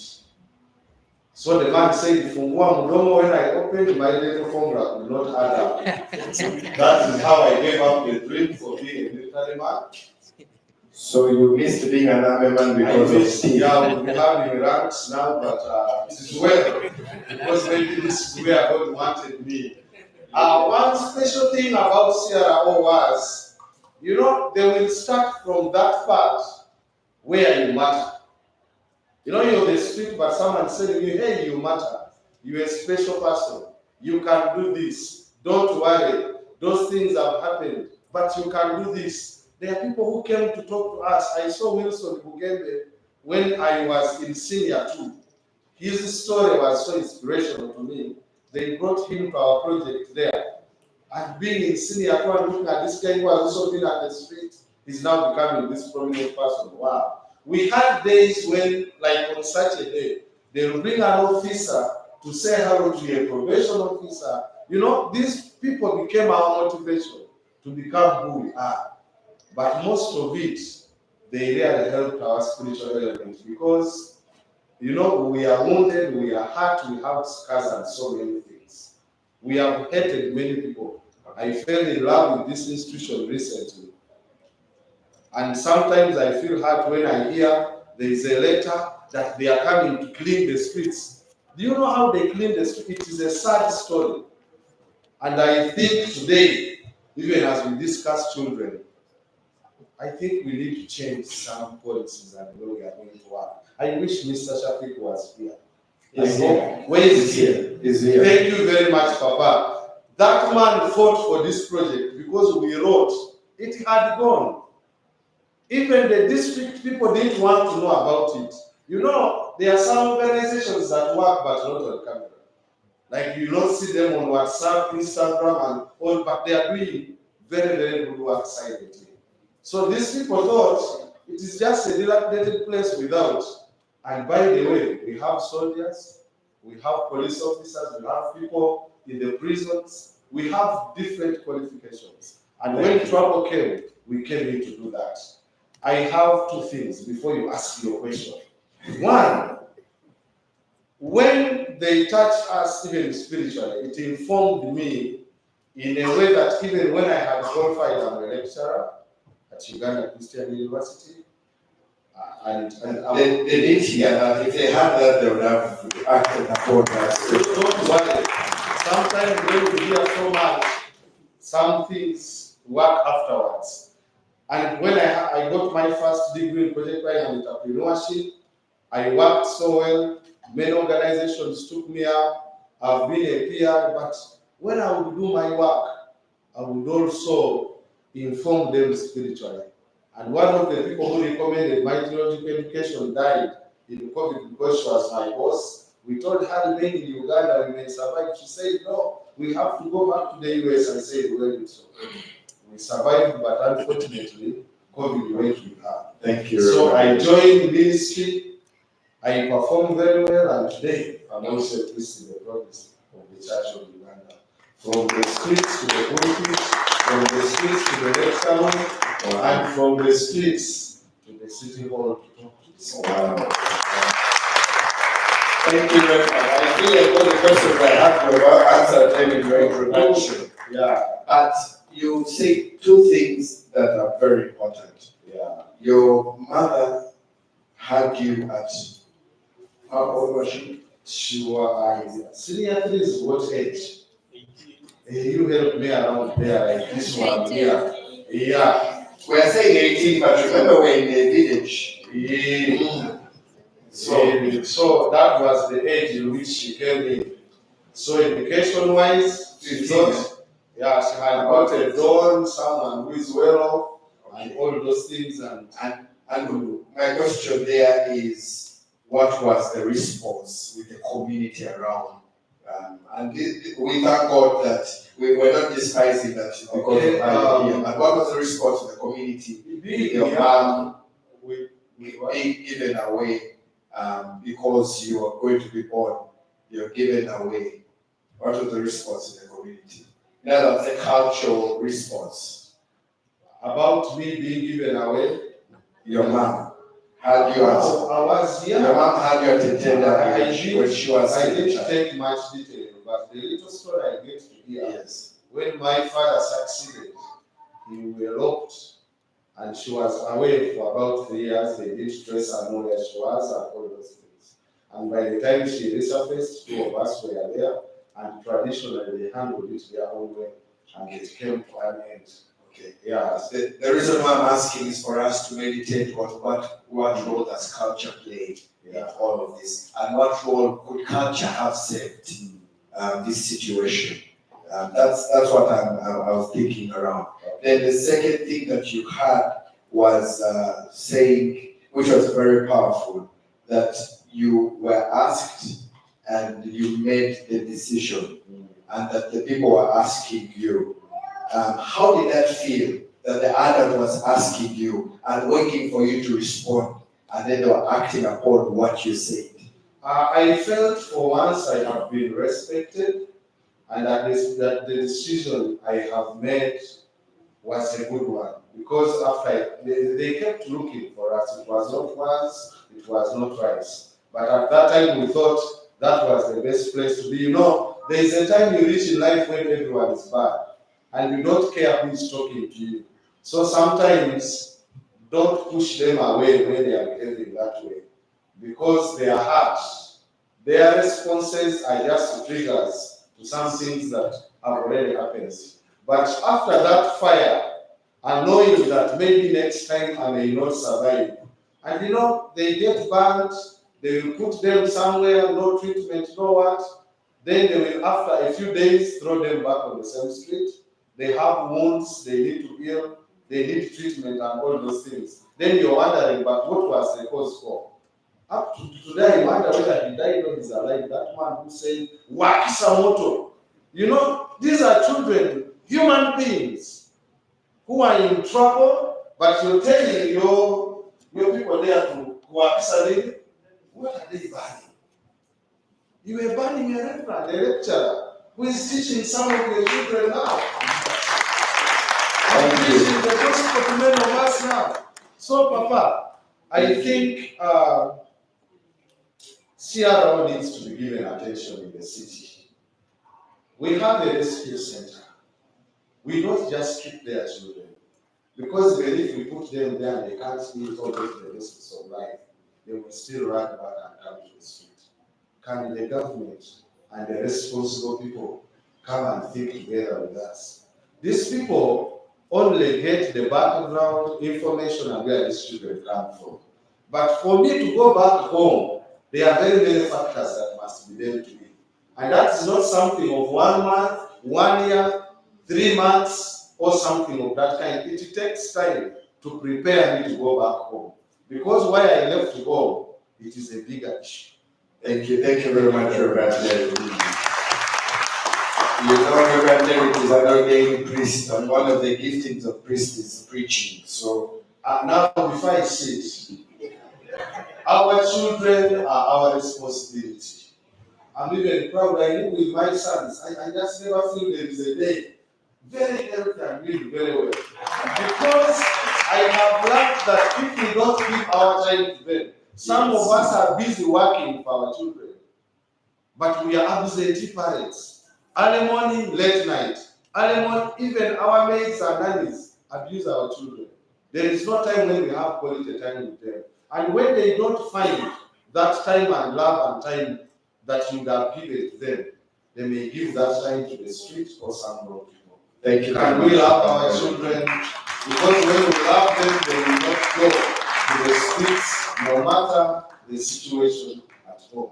Thank you. Thank you very much, Reverend Derek. And thank you for also taking the right decision and taking advantage of the opportunity given to you. Many also given that opportunity and they don't take it on. They pulled away and decided to go another path. But thank you. You are really encouragement to us. Thank you very much. Reverend Momolani. Yes? Momolani, Reverend. See you, Reverend. Reverend. Momolani. Or what did it? Yeah? Story or what did it? If we have to continue consulting the people that are matter the most. I will come after listening to Reverend saying the important thing. The children are just stressed. They are not annoyed with you. They are just stressed. Give them another chance. And even Jesus said, forgive them 70 times 7. And if that is for an adult, then what do you about a child? How many times do you forgive the child? Times 70. I will come to the probation office and I will ask you to introduce yourself again, and hopefully I will ask you questions that you have not answered in your introduction. Yeah, thank you. My name is Wanzira Dominic. I work as the Senior Probation and Social Welfare Officer for Mbale City. In the same vein, permit me to also introduce my two colleagues whom we serve the probation fraternity with. in the city, because some of these questions we will respond as a team.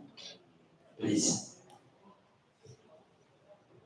Don't worry, probation officer, the questions are not going to be very hard. You will be able to answer them alone. But please, introduce yourselves. Nankwa Hajira is my name, Probation and Social Welfare Officer, Northern City Division, Mbale City. You're welcome. Welcome. So if you're going to clap, please clap. Otherwise, Kalenda Sara is my name. I work within the City Division as a probation officer. Thank you so much for coming. thank you. Welcome. So, Mr. Dominic, or Probation Officer Dominic, I want to ask you a question here. From your own experience, what are the main barriers that prevent these children who are on the streets from participating in decisions about their welfare, about getting off the street and everything? We continuously hear that children are not supposed to make decisions, adults make the decisions for them. What are some of the barriers that prevent you from hearing? What are some of the barriers that prevent children who are on the streets from participating in decisions about their own welfare? Yeah, thank you, moderator. Most importantly, and I think Reverend hinted on it, many times we have one of the biggest barriers or hindrances to allow these young friends make decisions is we do not believe and respect their condition. To believe is another thing. To respect that condition is another thing. Because for you to believe that indeed a child is in street condition, sometimes it's by seeing. Now, for you to understand why these young friends end up on the street is by digging to know the reasons as to why they have come on the street. At that level, then we can give them audience. At that level, we can then give them audience, listen to them, and share with them to enable us feel their aspirations and their desires and the challenges that have made them be in that condition. And I totally agree with you on that. We need to believe, we need to respect, and also know that they have a voice. What role has culture played for you in being a barrier to the children responding or participating? One of course, our culture we appreciate. We are largely Bamasaba. We do believe in and participate and practice circumcision. But culturally, we have not given room, for us as an institution as Bamasaba, we have not given a listening opportunity to the children. That plays a big role. And many times we have abandoned these children, especially during the Kadodi year or the even years where we practice the circumcision. Yeah. It is normal for the children to go dancing, and many of these friends dance and get lost. Yeah. And we don't make a follow-up. And the girls? And the girls, of course, that is the time when they are most vulnerable. Yeah. Our culture, sometimes many of our parents have made these children run away from home because they are preparing to give them away in marriage at a very tender age. Thank you. I just want to echo here that the government runs Sauti 116, and if you look at the statistics of Sauti 116, on the calls that are reported, the highest calls of 80% are on child neglect. Parents neglecting their children for something they abandon and go and do other things. Child neglect is the worst form of violation in Uganda. Child neglect, then you have sexual exploitation that kicks in, and then physical violence that comes. Thank you very much. I only have the last question. Has your office ever engaged or involved the children, not these children, children generally, when we talk about children,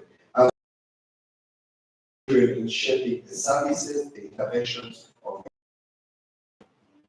I will just colleagues will elaborate more because we had an opportunity to commemorate and celebrate the Day of the African Child quite once or twice. And we have had a number of interventions where we listen and integrate the voices of the young children, especially the children who are in street conditions and those in vulnerable conditions. So as we plan and draw our programs as a city, we have captured some of this, but my colleague can lend me a voice on that. Does anyone want to add on something quickly? You don't have to. Thank you so much, moderator and senior probation officer. Generally, when you look at the function of probation, it is all about service to a child. And as probation officers of Mbale City, Mbale District, we are down on our knees trying to give the children our best. We are doing it on a daily basis. It's the reason that's why we leave our homes to come and give a service to a vulnerable child. Thank you. Thank you very much. It's very good for me to hear this, especially knowing that at the national level, the national child policy, you are the custodians of the national child policy, even at the district level and the city level. So thank you very much for implementing the pillars, including child participation. That is pillar number 5? Pillar number 5 of the implementation of the national child policy. Thank you very much. Let's appreciate the probation officer. Yeah, thank you. Maybe just a quick one before I take my seat. Permit me to also recognize and introduce our colleague from the district. Could you please? Thank you so much, colleague. My name is Immaculate Nabifo. I serve Mbale District Local Government as a Senior Commissioner Social Welfare. For us in the matters of children, we treat ourselves as Mbale. Not Mbale City, not Mbale District. We are Mbale. Thank you. Thank you. At one point, I was going to ask that question. Is it a city problem or a district problem? But you have answered the question. Thank you very much. I will move to our Child and Family Protection Unit. Madam Birungi. Thank you, Mr. Moderator. Could you please introduce yourself to us? I am called the Superintendent of Police Birungi Lydia, in charge of Child and Family Protection Office in the Elgon region.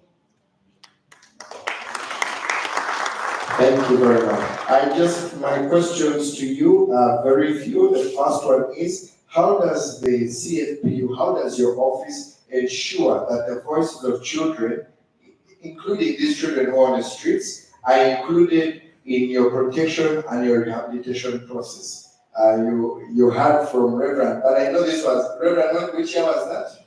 When the people rounded you up? 1999. Yeah, 1990. That is very far in the line. Yes. Some of us were how old? 12 years. Some of you were not even born, but anyway, let's go on. Yeah. So, having had that, how do you integrate the voices of children, including them in protection from some of those vices? The police has changed much since then. Thank you very much. Police officers have been trained on how to handle issues concerning children in conflict with the law. And they are told that in case any child is in conflict with the law, we have to go probation. Because probation at some point acts as a mouthpiece for them. In other instances where their cases are not all that big, we involve parents and guardians where those children have them.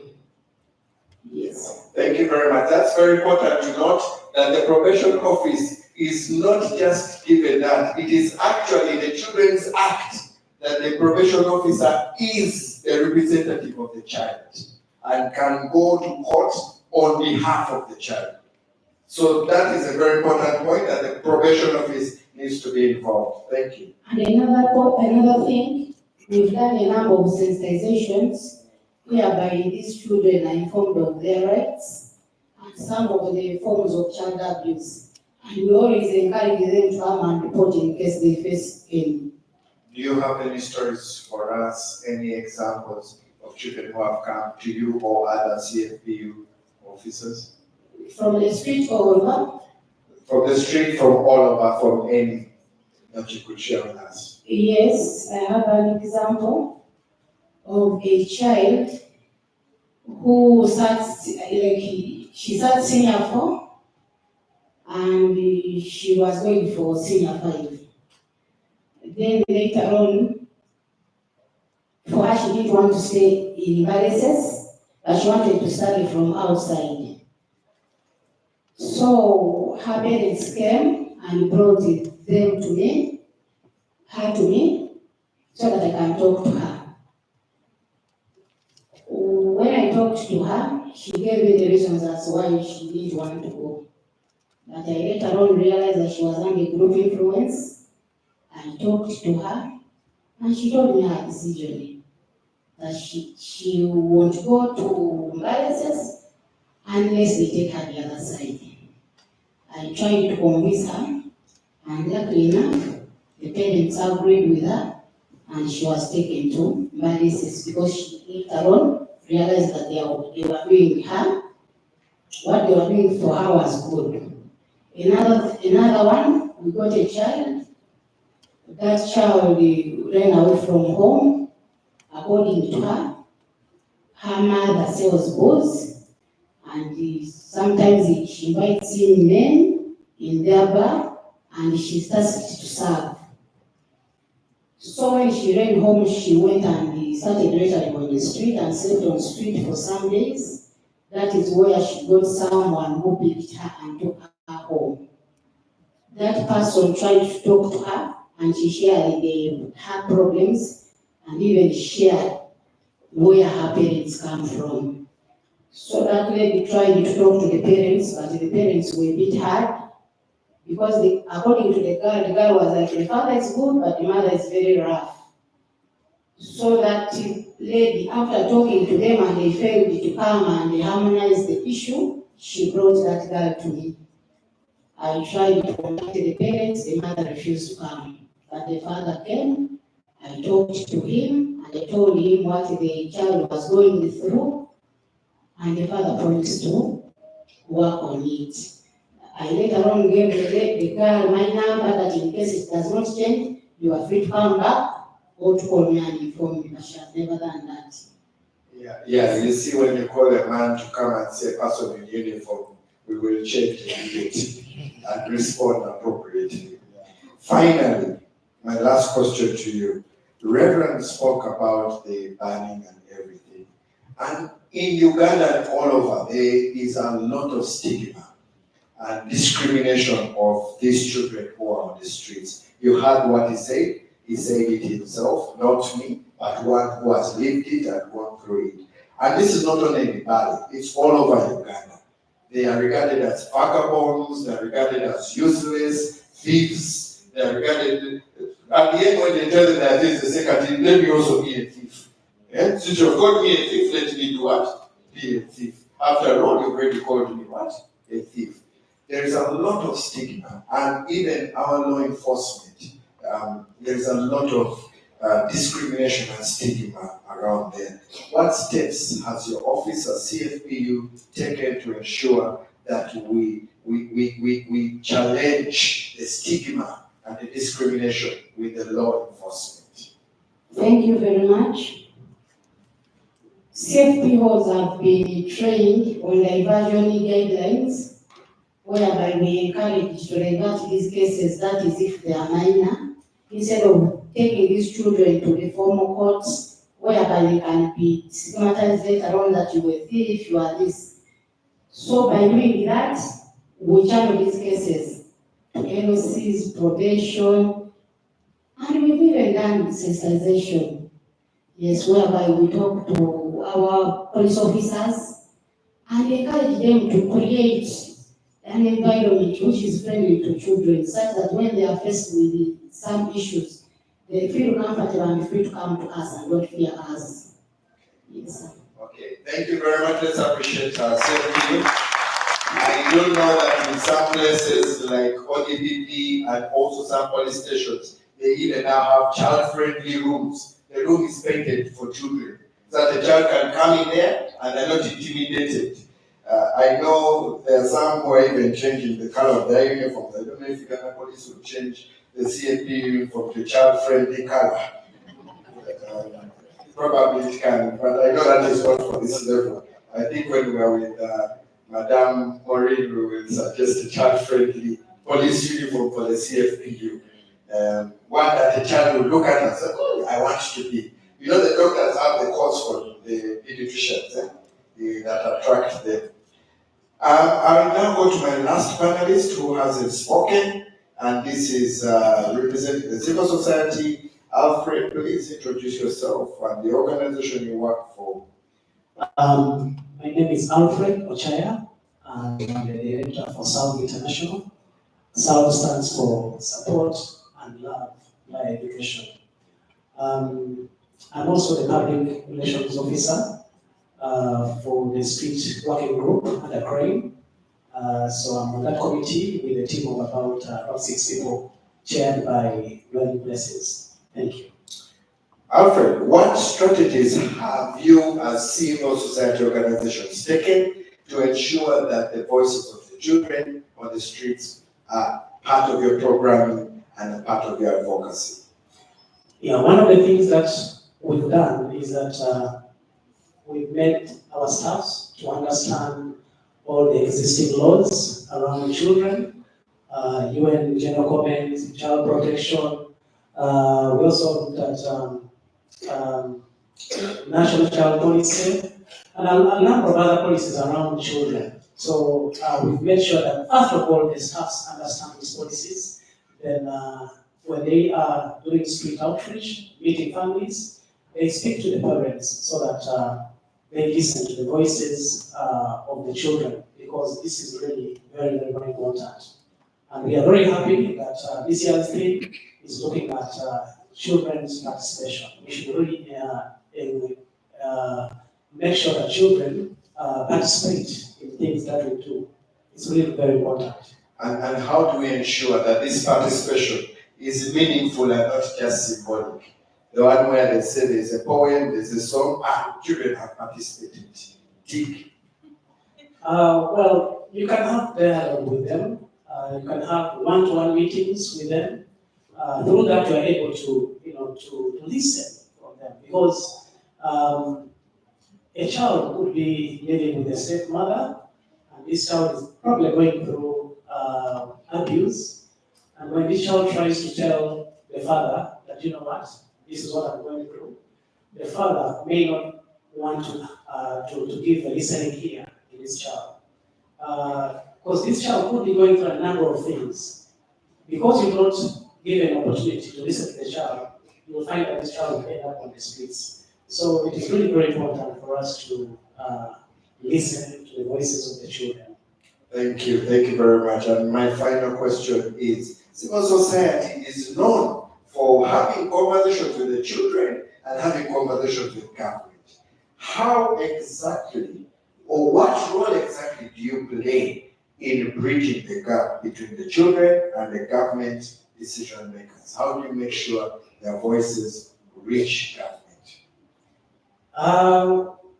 We've been doing a number of civil society that are here. We've been doing a number of advocacy campaigns through let's say radio talk shows, TV talk shows, and when they are doing these outreaches, they allow the children to also participate.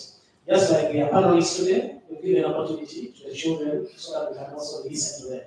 So CSOs are given opportunity to children to speak, to hear out what they go through. Because when you listen to them, you are able to understand what they are going through, and therefore you are able to help them to overcome the challenges that they are going through. Thank you very much. We need to listen to the children. Let's appreciate Alfred for sharing with us. I want to open, because my time is almost done, I want to open the panel from here and take it to the rest of us. If we have any questions before I give the panel my last question. Any question for any of the members of this panel? Ask or forever hold.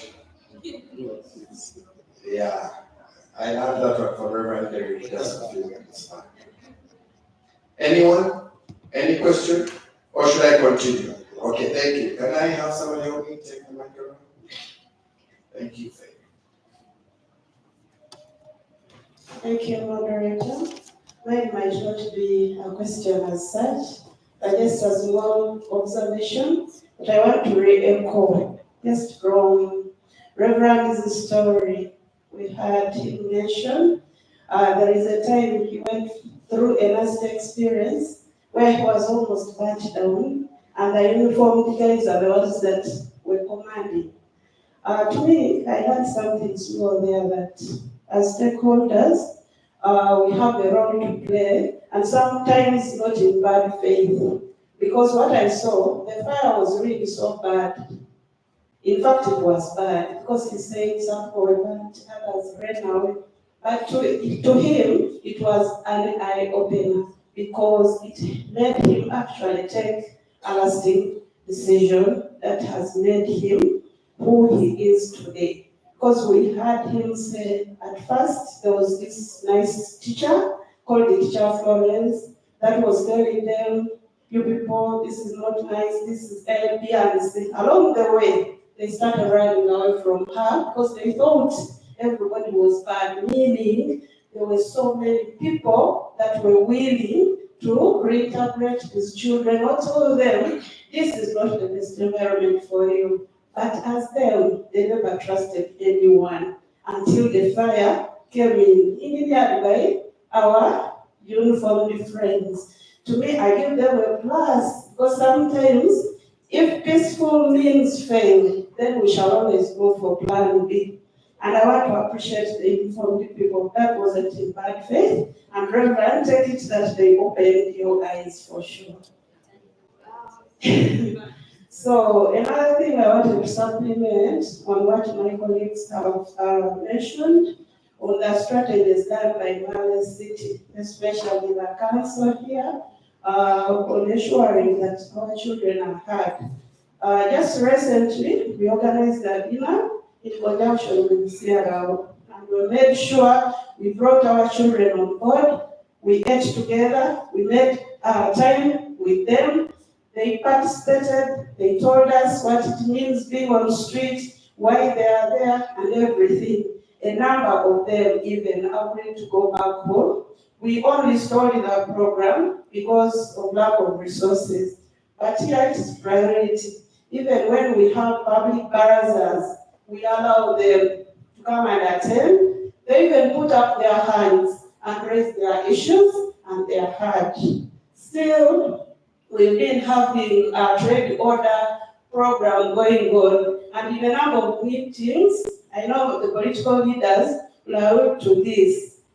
They've been telling us if it is trade order, it is trade order. And therefore, another trash we have in town is the maungos. I'm sorry to use this because it is the common term over radio everywhere. These are maungos, not children. So they told me, CDO, we are going to make the environment so harsh for your children, my children, such that nobody of them will be able to work or sleep on the streets. So they many times coerced me to say, yes, let's go gaming. But I told them, these are human beings with the rights. We have to consider that it's a process for us to reintegrate. We don't just get them off the streets. Meaning, as Mbale City, we advocate for these children, especially the social workers here. We advocate directly, but also listen to them and also encourage them to speak out. Thank you. Before you give the microphone away, I want to adopt you into this panel and ask you some questions. Because you've tickled me on the questions. The first question I have to ask, and how did you feel involving those children and those opinions that the children give, did any of their opinions shape anything that has turned out that you can celebrate as Mbale City or district? Yeah, I came with lots of lessons because many times we took everything for granted, that probably these are children who are just hard-headed. But on listening to them, just like when I was speaking in the real first place, when I was given a chance, I say, there is a big story behind every child. We cannot elaborate everything here, but some of them are really unique and touching, and they call for serious interventions that are needed to be put in place. And therefore, this opened our eyes and hearts to plan better. That's why we did not have the time to share the reports and the progress. Therefore, we've gone with the CRO, but it's underway. We've been doing something small, but like I said, we are constrained by resources that will be somewhere. Yes, but we are doing some soft kind of work, ensuring that we integrate them. Okay. Now that we have a number of partners on board in this room, we see a brighter future even than we thank God for this moment. And another question, I think I have two for you.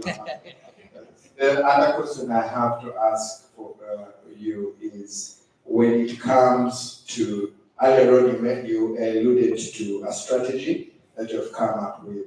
My question there is, how are the children on the streets participatory in coming up with that strategy? Did they play any role? Yes, they did. Like I said, we had a dinner, and most of them were willing to go back home, and they were telling us, for me, it is A, B, C, and D. Even if I can't stay with person A, I can go to this place, I need this kind of support. So that's how we were able to come up with a mini plan that we could not fully finance, but they participated, and most of them are surely waiting to go home. And when we delayed to take them home, they say, we have moved on now, we have other things. Yeah. Another uncle has come with a better deal than yours. Thank you very much. You said you call them what? They're called what? Not you, but on radio and what? They are called Maungus. Maungu. Yeah. That is their hands up that side. That's a very dangerous thing. You know what brought Rwanda to the knees? Those names. Those names are what brought Rwanda when they were calling the Hutus cockroaches and all that. It's what brought Rwanda down. No, the Tutsis, not the Hutus. So those names and them calling, you end up having the real chiefs because you've called them chiefs. So they will become. Yes. Thank you very much, moderator. My name is Sanyu Roberts. I work with Refka Foundation. First, because the thing is participation, I'll give an example of what participation means to me. There's a season of flying kicks in Kampala where people are being robbed and first kicked and they'll get robbed. So someone from Radio 1 called me and they said, what is happening? Your children are kicking people and what's wrong? We'd like to invite you and we discussed that. The first thing I did is I went to Kisenyi area. I met with children and the older boys, some are adults, and I was asking the same thing, what is happening? And they told me something. They said, we have been arrested several times because one crime has been committed, they take the whole village. Now, we know the cameras are actually seeing us, but we do that so that they arrest us for a reason. So before I could appear on that talk show, I had to get to pick the mind of the children. Then I went to the talk show and I shared the same and more. That is participation for me, for the children. So my question would go to the police. What service is there for the officers? Because I think you mentioned stress among these children, but sometimes the officers themselves are stressed. Just like In the organizations, we suffer compassion fatigue because of working with broken children. At the end of the day, secondary trauma takes over. So I was wondering what kind of service is given to the officers. Because one time I went to one of the stations, and that was Old Kampala, and I was working on clearance to have the same event that we are having here in Kampala. And one officer who was in charge of child and family protection said, "Katibu kumanye, we can use this opportunity to round them off and take them." And I wondered, someone who is in the child and family protection making such a statement, I took it that this officer is also stressed. So that is why I'm asking what kind of services are we offering. But then there are also good officers that we've worked with and they cooperate very well. Because some of them, I remember in 2017 when we did the head count in the 4 districts, Kampala, Mbale, and Ginger, we had officers who worked very well with us. I also met them at the same station and they were so good to me. So what service is there for the police officers? Thank you very much. Thank you for ending with the last bit that there are some good officers. The mic behind you, the gentleman behind you, then come to the front and then we'll be done. Thank you. My name is Ojok. I come from Guru district, Guru city rather. Now we're also a city, so this is an invitation to pray, to continue moving to the cities. When Reverend was speaking about fire being set where they were staying, it reminded me what happens in Guru. Unfortunately, in Guru, there is a fight between the resident city commissioner's office and the police because they believe that the RCC and their team have taken over the work of the police. And now what happens is that when they see the patrol car, nobody runs. But when they see the white UGC, literally everyone scatters. But also what we get from this is that our law enforcement and perhaps technocrats have taken a reactive approach in that they wait until a crime happens. Then they go around rounding people. And the truth is that many of these young people go in jail or wherever they're taken, and they come back perhaps worse than they were taken. And what that is doing is making them hardcore criminals. And things like those kicks now start happening. So for me, to the probation officer and the family and child protection unit officer, and I don't blame you because I know perhaps you guys know the core of your work, and it's those in operations that do the most damage in the communities. What does it take for your team to be proactive and not to wait for organizations like CRO or for a crime to first happen before you reach out? Because we are all your allies. Our doors are always open. When you knock, we come. Does it have to wait until someone is killed? And in most cases, it's only from among the prominent people or families when we see those reactions. But when a villager, something happens to them, you don't see that kind of reaction. So I want to encourage that you become more proactive and then also meet us halfway so that we work together. Thank you. Thank you. Just in front of you. Just in front of you. Thank you so much. I am audible enough. Let me take this opportunity to observe all the protocol and thank all the partners. My name is Odon Stephen Michael, and I work for Bridge Builders Uganda as a partnership manager. Before I say something, let me first throw my questions to the probation and social welfare officer. My question number one, in a situation where domestic violence is persisting in a family, it has caused separation, and the family is left, and it is called the child-headed family. You as the probation and social welfare officer, what circumstances can you take to address this? I think That one is my question number one. Then my second question still came to the probational welfare officer. You said culture also played a significant role, as the facilitator said. To seek some clarity, because this has been happening. That is a cultural, I would say, is a paramount chief. There was a situation that happened. I come from Apache district, and I'm a typical Langi by tribe. This situation happened in this way. My uncle had issues with the wife.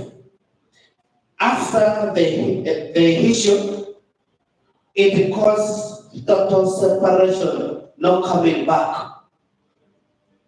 But the fact that my dad is a cultural leader, my dad, with his executive committees, took charge of those children, and they are surviving at our home. Does that also means that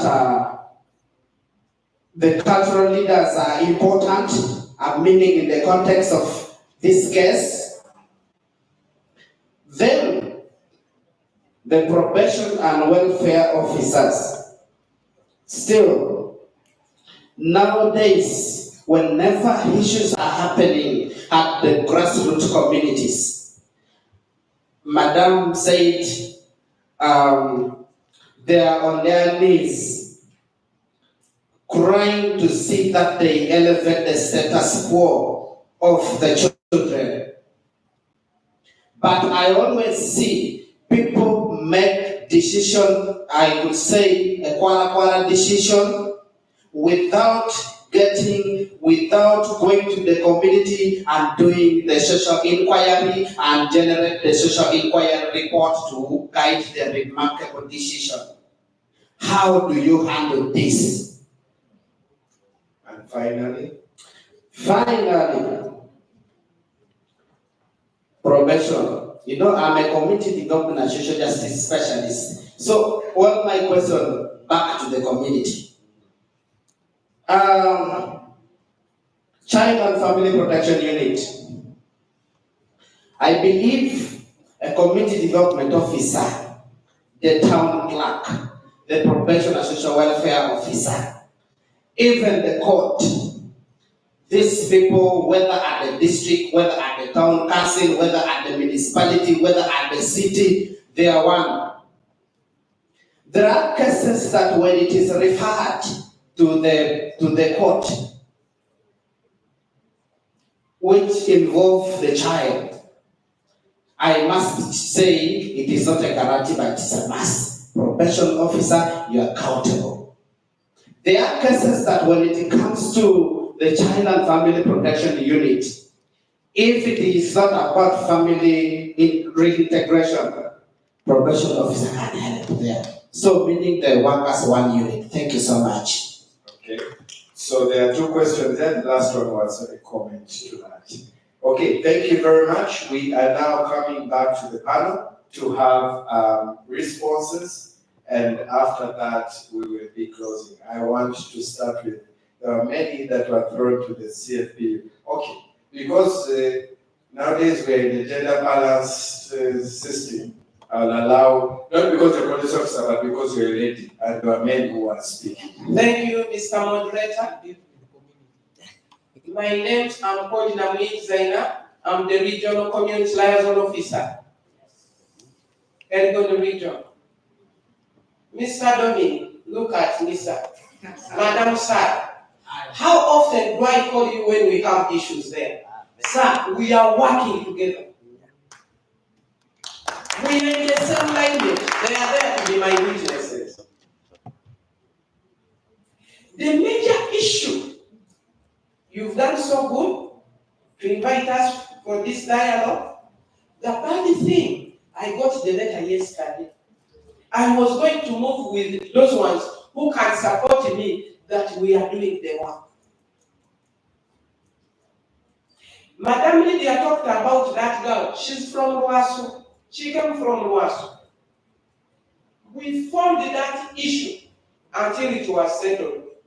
Me, myself, being a community liaison officer, during my free time, I move on the street when I'm off uniform. I'm used to talk to those young boys, the street children. I interacted with one. I asked him, "As why you came here?" He told me in the local language, because for me, I can speak English. I'm not a English, I'm a typical servant. The boy told me that I ran away from that village because I fear Kukwirima. Kukwirima means darkness. Just imagine. That is the answer which he gave me. These young boys are used to come up to the region. We have a canteen down before you go to our office. I'm used to holding one by one if I come across them when they are picking these empty bottles. We climb up. I sit them down. You tell me as why you came on the street. You are from where? I'm surprised someone to tell me that I'm from Sironko. These are our own children. I'm used to move in the community for sensitization. I'm going to disturb you more. For me, my work is to sensitize the community. I'm going to come out with a program. Kindly, you will be assigning some social workers to move with us so that we can share one word. Madam Zain, you talked about talking to the children and they give you feedback. Yes. How has that helped you as a community liaison to shape your programs for the community? Let me tell you, I was touched. But the bad thing, where we are handcuffed, they cannot tell you the origination. Someone has told you I'm from Sironko. If you try to think, were you schooling or ABCD? They disclose. They don't want to open up. So I'm requesting the social workers to join us, sir, so that we can do the service all together. I'm touched when I see these children rhetoric. I've forgotten the year when they poisoned one of these children. As police, we were touched. And when you are inviting us, sir, the one who organized this, let's bring even those of CIDs on board. Because when these children, they commit some offenses, or when they are offended, it is CID to take over. So that we can know the proceedings. How have they ended with this case? This kid was tortured. How did they handle this issue? Let's come on board. But we are doing the work. Sorry, Reverend, those ones who tortured you, who got you, sorry for that. We are not the ones. But as we are working. No, the police has changed ever since then. The 90s, whatever police is not the same. Let's appreciate, I think, Madam Lydia. Madam Zain has answered some of the questions. But do you want to respond to any other? Or you are okay? Madam Lirungi. First, we finish police, the questions, and then if you have any to respond. Okay, thank you very much.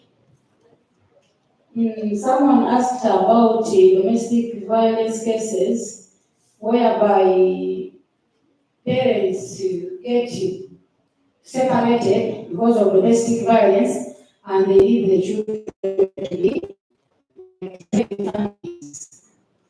Child-headed family. And charge the parents. One of them is child deserted their children because those children are not supposed to be in those families. Then another one, child neglect. So if we bring them over those charges, we can tell them what they're supposed to do. Because some of these parents do those things out of ignorance. But once they are brought on board, they make a informed decision. They can either say, let me go with this child. They separate the children among themselves.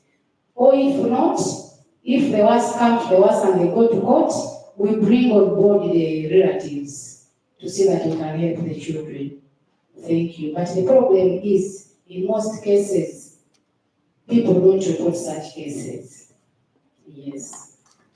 Thank you. Let me just address the issue of CFP uniform being friendly. We can, there's a gentleman who suggested CFPU personnel should have a friendly uniform. It was you. Yes.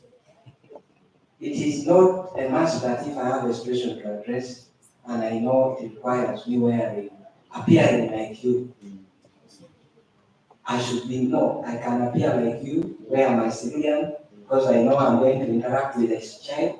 I'll be in my suit and interact with a child. But I have taken the suggestion, I'll push it to the higher echelon. Two, proactive measures. The proactive measures, we do regular sensitization. The community liaison officer is out. Regular sensitization. The question that they have swallowed from radio, talk shows, and community about children connected to the street is just enormous. But we do. Sensitization is one of the proactive measures. And then the activities of this office, the Child and Family Protection Unit, we want to thank Police Headquarters Administration that if this unit was not there, I believe the number of children in the street would be more than triple. But they have done a great job. If I were to address stress in police officers, stress is part of life, my dear, if you have not known. And what is stress? A challenge that you have addressed, just know that you have managed stress. By that officer telling you that let's go and round them up, that officer thought rounding them up is a solution to a problem that the officer had seen. But you, who has known the best option, if you correct that officer, you have addressed the challenge. The good thing with police officers, they normally adopt very fast.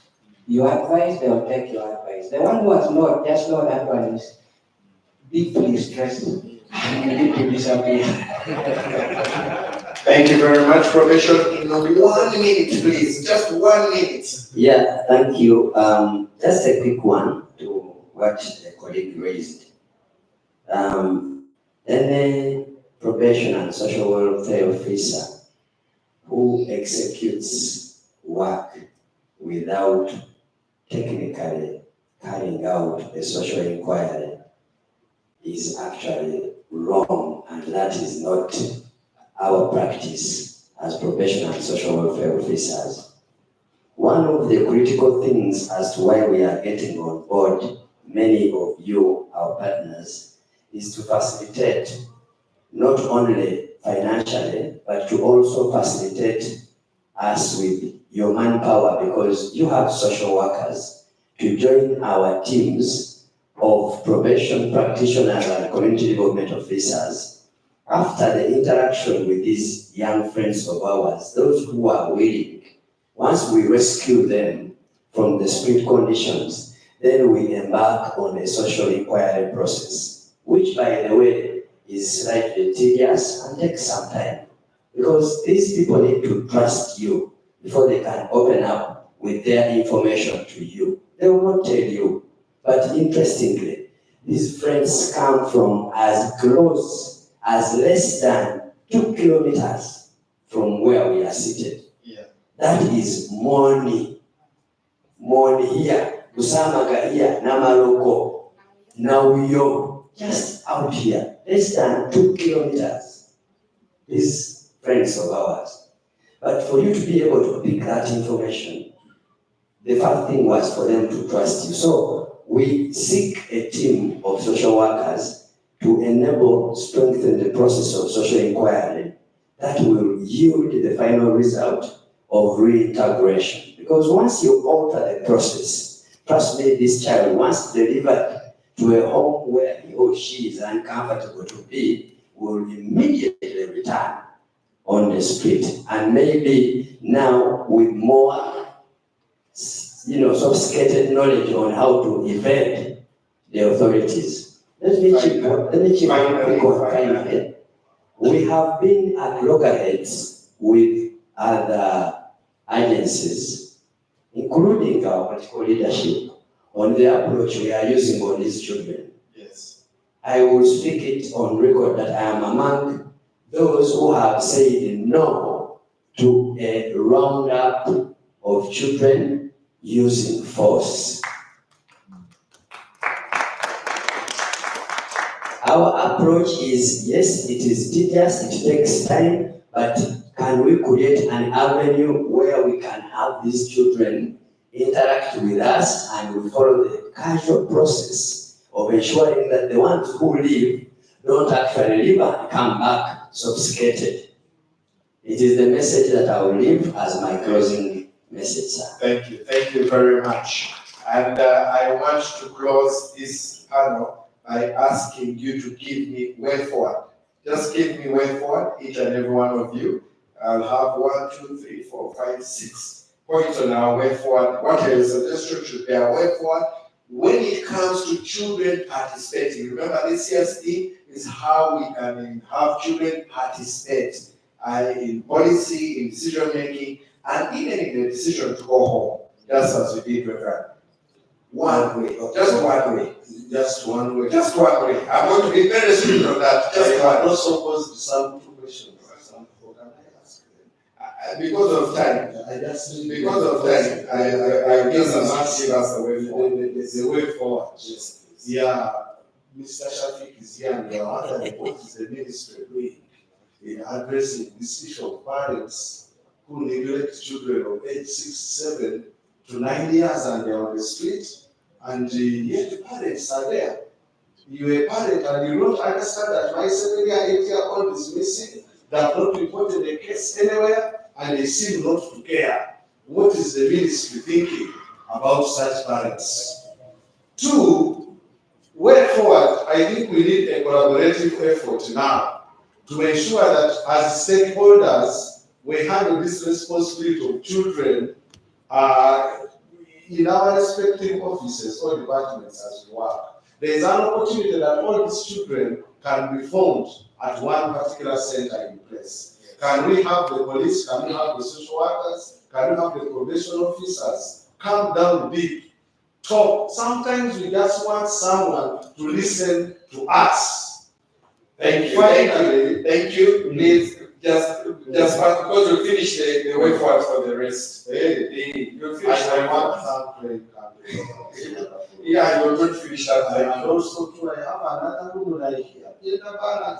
Don't worry. Don't we also have something to say? Don't worry. Just pass on for way forward for now. Yeah, thank you. Yes. Way forward. One, and it's also a response to what Reverend has raised.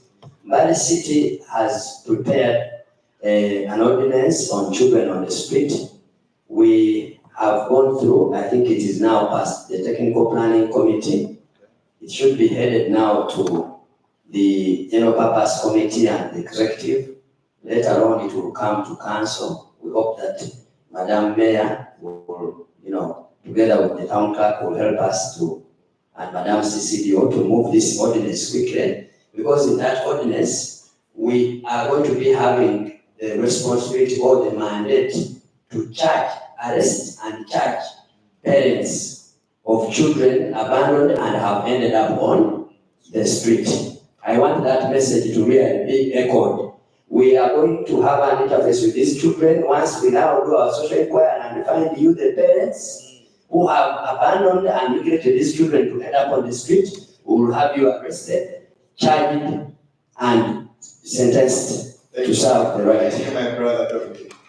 That is way forward is strong policy, strong legislation in place and implemented. Madam Biruki. Well, you can have 5 minutes since you share a name with my mother. Thank you very much. Just one.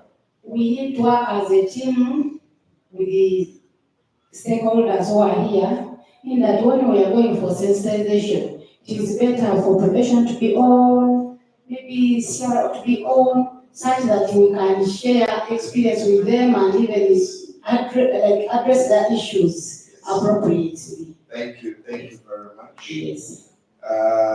No, the children will be last. Okay, you can go ahead and speak with Tessie, and then I'll have Alfred, and then my employer will be the last.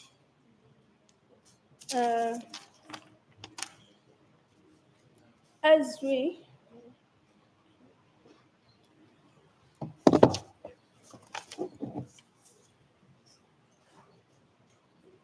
Sure. Everything has been said on all the partners who are here on the dialogue for solutions to connected children.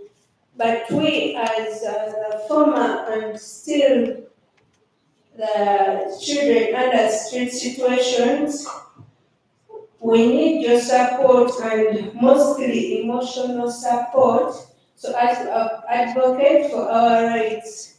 During this advocacy for our rights, we are given a chance to be listened to, whereby when we are listened to, it gives us confidence and it boosts our confidence, whereby it will make us feel valued, loved, and give us the significance of living.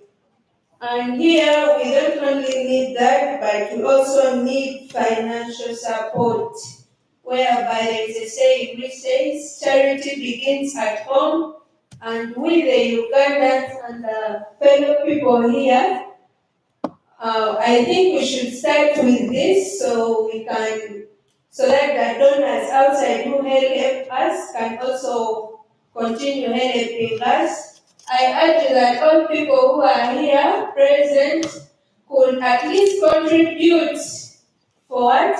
For our either school requirements or support towards our education, because as the organization of CRO, it's for the fact that it pays our fees, it does not have all that money to support us in everything, and I would like everyone here to at least, everyone willing to support us will contribute something so as we can, I think, finish that the next time when we are at least having something, and maybe it could at least change our lives.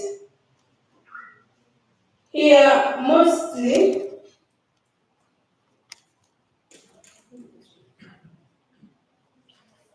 I would also urge the government officials here to raise our concerns to the government by coming up with programs for students under street conditions. For those ones who are not willing to go back to school, because not all of them are willing to go back to school. The government should come up with programs, for example, vocational programs like tailoring, hairdressing, vocational skills, I guess, so that these people can go out from the streets, learn skills, and rebuild themselves again. Thank you. Thank you, Sam. Sam.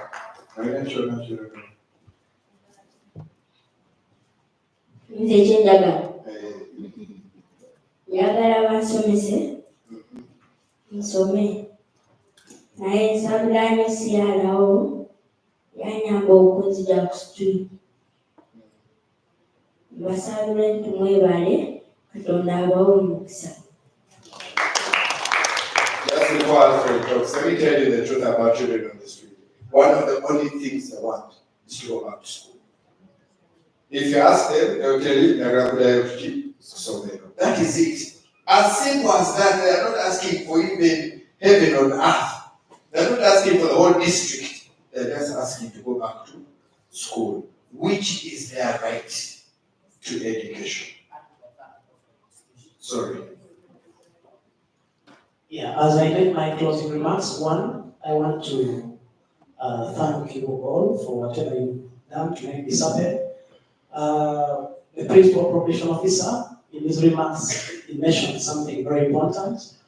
There is a strategy they are developing about strengthening families, and one of the things that brings children to the street is broken families.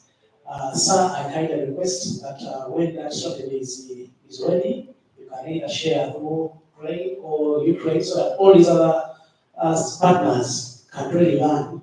And through that, I know that we shall have either reduced number of children coming on the streets. Then, what I would not like to say is that what we are doing here, this awareness, is done globally on the 12th of April. I want to thank the authorities in Mbale for having allowed us to have this, and Shafiq, thank you so much as well for making sure that this happens. For next year, we are going to have another theme which might be different from participation. And we may decide that either we come to Mbale or we go to another place. So through the Office of the Minister of Gender, I kindly request that the way you allowed us to have this here, please do that again. Then for the partners, thank you so much for your contribution. You're doing an amazing job. I know you all have your vision, your mission. You want us to be in a world where there's better life for everybody. Craig may tell you a world where children are thriving and growing. Some may tell you want to see those kids called home. You all have different vision and mission and want to see a world better for everybody. Thank you so much for coming, and when time reaches, I wish yourself getting back home. Thank you so much. Thank you. I'm going to request one person to just have 2 minutes, Carol Areto, to just share with us. Carol also was on the streets and was fully rehabilitated, and she's going to share with us her story in just 2 minutes. Carol. Yes, my name is Caroline Areto, and I appreciate all of you for coming. I was rehabilitated by CRO, and I just joined CRO when I was only 5 years. And my issue was a war that was in Tesolan, and that's why I found my family coming to Mbale for refuge, and we settled in Namatala slum. So in Namatala slum, I was only with a single mother. Life became hard, and I was pushed to the streets in order to look for what to eat. And in scavenging is how CRO got me. Life was really terrible because we had lost everything due to the war, and everything was messed up. So when CRO got me, they rehabilitated me, tried connecting me back with the family, and also spoke to the family. And after that 1 year of rehabilitation, I was taken to a primary school. I went to secondary until I went up to the university where I graduated with a bachelor's degree in business administration. And currently I'm an accountant. I'm working with a Celebrate Limited, is a cross-brand company where I work with some partners, and also we do exports, and that is law. And one thing I want to say is from my experience with CRO, many things. So children have a lot of stories. They have a lot of scars inside them. A lot of things that may make them not to speak the truth. And there they need an interface of love, care. And if they find an interface of love and care, then you give them an opportunity to open up. And they will learn to trust you. They will learn to make good decisions. But if you go by force, it will not help out. It will be just putting fuel in water, like putting fuel in a already burning fire. I have seen a lot of street children die because I've been there for a long time, and due to violence in the streets, police comes and does its work. And at the end of the day, children are dying. And when they die, it is a mess kind of story because you do not know even where to bury them. And CRO was ahead struggling where to put them because Some of them, their families may have not been identified at early stages. But now the child just ends up, the life is ended, and that is the future accountant or the future reverend of tomorrow. And also, that is what I can tell us. Then another thing, as we talk about this, only what I can say, this issue of street children is not pointing fingers. It's not like, okay, you CRO, you government, you the home, you the community leaders and so on. This is a concern for all of us. It is a problem for all of us. And since it is a problem for all of us, let's come together as a coordinated, collaborative, supportive team to see that we work together proactively to see that the issue of street children are handled. The number has increased now, and if you go down there, even at the age of 6-5, you find them there. That if we do not come together, we collaborate together as a strong supportive team, then we shall hold these meetings for many years, and nothing will change in this country. So that is my small request for all of us. If there's advocacy, let's go for advocacy. In the celebration, what is our main aim? There are radios, there are what we can pass this information using different languages over radio. I like Madam, she said, we pay taxes, there is tax. Why can't the government bring something small, not to pay school fees, but for advocacy? Put these things over radio in different languages. And if we relay a lovely message, a message that carries care, then a parent who is a little bit stressed, as somebody said here, will know the value of keeping the child. And say, no, I have it over radio, I have it over here, so I have to keep my children. Then now, if we just speak from here, and just ends in this house, or we speak and just ends at some stakeholders, what about the communities down there? But if they hear this information, let there be just some small percentage given for advocacy. We pass this information with love. We show the parents what it really means to love the child. And that will change the nation, Uganda. Thank you. Thank you very much. I saw partial there. I had to stop because I felt like the member of parliament of vice president. You start from member of parliament. They don't pick you from nowhere. They pick you from parliament. So you start from parliament. Then you go to vice president. Thank you very much, Carol. And thank you for sparing. Carol left work to come and be here to talk about her story. So let's appreciate Carol. And as Carol ends our conversation today, and also Reverend, both of you have, you two plus our children have left me with one thing. For you two, it is showing me that it takes time to see the fruits. It is 1990, right? When you were rescued. When 27, when 25. I really got to 27. When 25. It took time, but they are fruits. They are fruits, probation officer. I bet the probation officer who would see them now of 1990 would be excited. But they are fruits. Shafiq, it is possible. They are fruits. These children can make it. So for me, these should be our future. They should be the sign that the work on these children, us not letting them go, they will become the next reference. Who will baptize the children of the police officers? And wed them. And isn't it? That is one. Two, in Uganda, knowing Ministry of Gender and having worked with Ministry of Gender and seeing in their policy, the national child policy, child participation is not under anything. It is a full pillar. In other words, it stands on its own. The Ministry of Gender says they respect the voice of children. And in that policy, it does not say some of the children, or it does not say only the children in school. It says all children shall be given a platform to be able to raise their issues and be able to participate in decision making.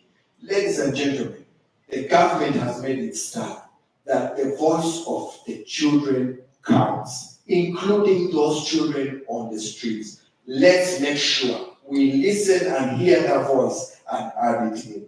And finally, probation officer, I want to commit with looking at my sister, Faith. I want to commit that when you have the new political wing, we are happy to come and train them to understand this issue of child protection and how to go about this whole scenario. Because for me, even one child is a child too much lost. It shouldn't be 100 children to become a crisis. We should get to that point, Shafiq, when just one child is a crisis for our country. Not waiting for 100 children, but one child is already too much for us to lose. Thank you very much. Thank you for the opportunity, for allowing me to moderate. Thank you, my panelists, for doing a great job. You're beautiful. Thank you, Mayor, for allowing us to come to a beautiful city. We look forward to coming back again. And now, I hand over back to the moderator, the MC. You get back your stories. Oh, thank you. My panel The panel can get back their seats. Ladies and gentlemen, we are on the last bit of it for here. But again, I want to remind you that after here, all of us are invited to CRO. We are going to have an interface with the children. We managed to bring the children together at the CRO reception center. So it's a request, a very humble request that please, after we are done here, we join the team at CRO and we have a one-on-one interface. We want us to feel the life that these children go through. Let us be part and parcel of this struggle. At this moment, allow me to take the opportunity to request and welcome the Industrial City Division Deputy Mayor to make very brief remarks. And thereafter, I will ask our worship, the representative, she will make her remarks as the secretary and also the representative of the mayor, who will in turn welcome our chief guest for this occasion, none other than our RPC. There was no other right choice to make than having you, sir, to be part and parcel of this dialogue. I'm sure Reverend is going to walk out of here with a very, very nourished heart and with a very, very proactive interaction and picture of the police force. I thank you.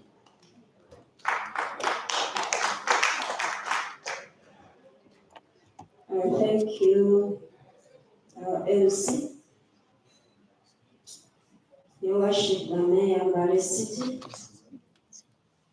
our RPC in the house, our the security team, our government partners in the area of ensuring that our children are supported. Let me observe all the protocol. Good afternoon, ladies and gentlemen. I'm Namara Emily Madai Fatima, the Deputy Mayor, Industrial State Division, and also the Chairperson for the Division Child Welfare Committee. And I'm also a social worker by profession. So, whatever we are talking about right now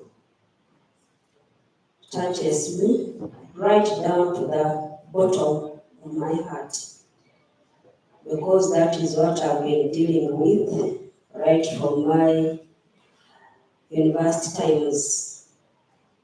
I will not say much because a lot has been said, but you will allow me appreciate each and every organization that has come up to save our future.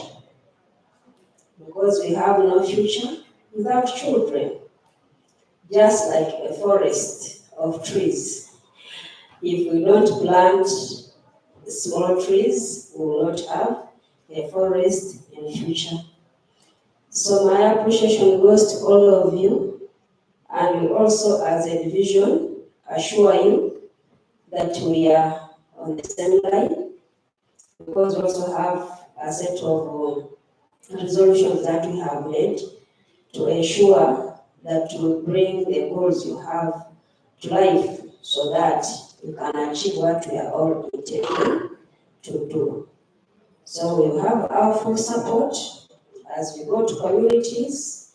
We always preach this gospel to see that our parents as a community we support these children, because our probation officer, Madam Sarah, has been telling us that there are those push and pull factors that we all have to work to see that if the push ones are from home, we ensure that we resolve it with our community members. Then the pull ones also, we work them together to see that our children are fully supported. So with those few remarks, I'll just request that I end here and wish you all a blessed afternoon, and may God bless you all for me, for God and my country.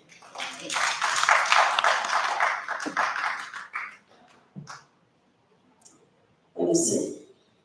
I also take this opportunity to welcome my worship, the representative of His Worship, Mayor Mbale City. May you welcome to address you.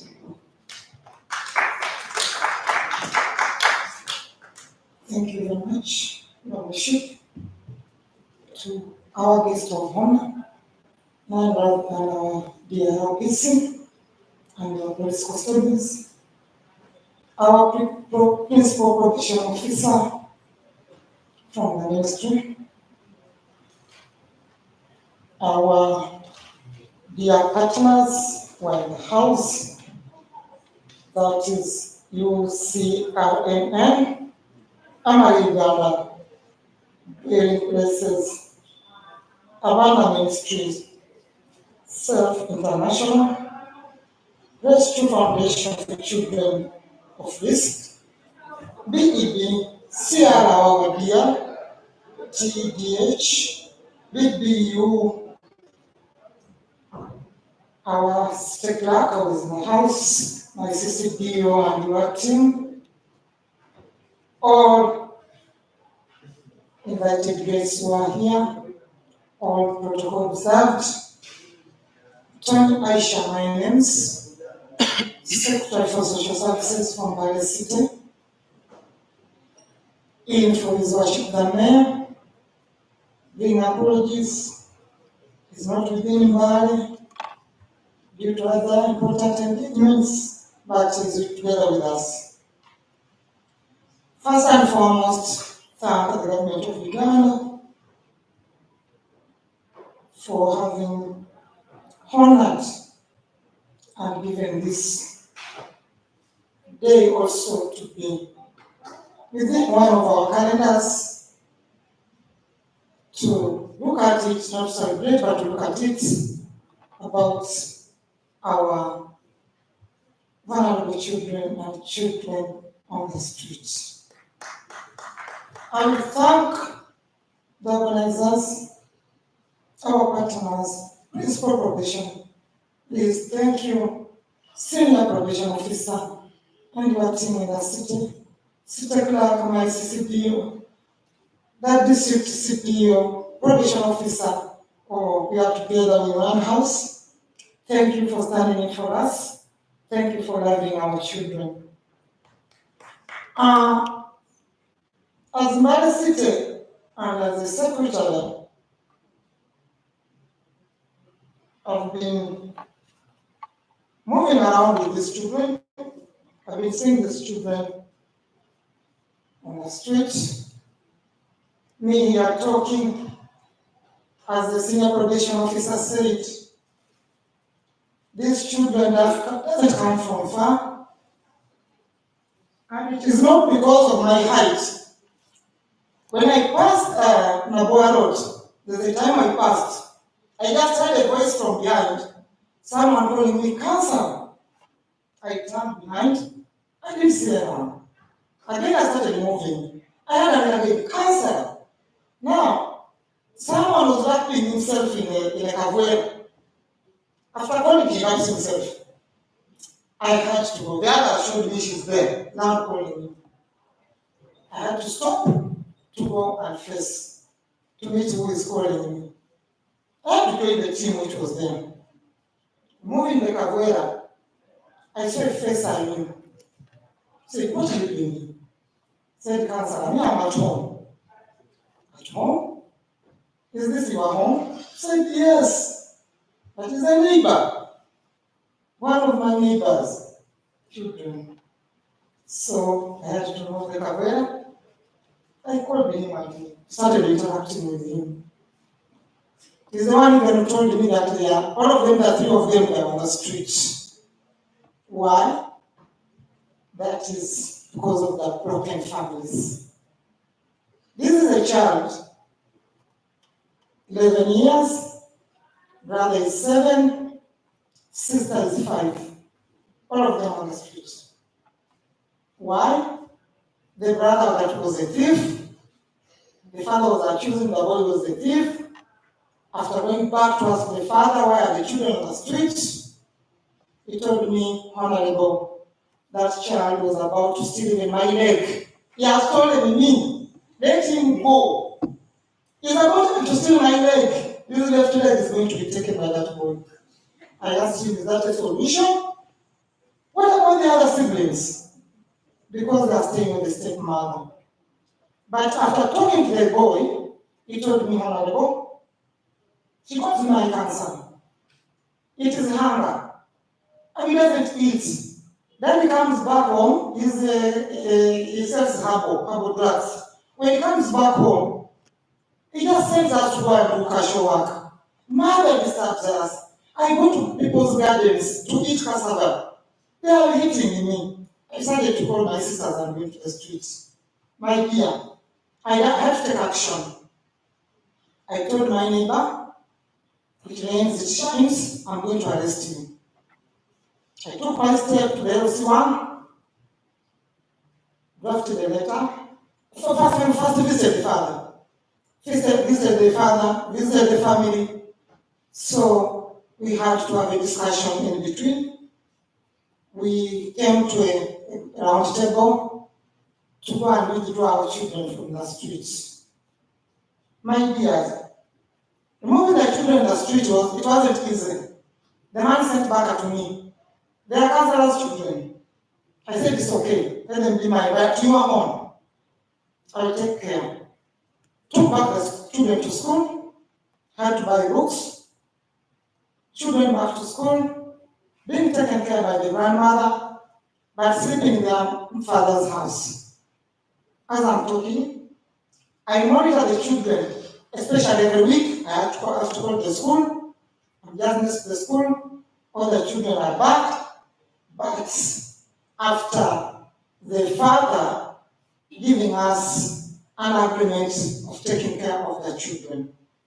Those are the children who are at home now, back to school. Again, it was last week. The same area, as he said, I was called by the police constables.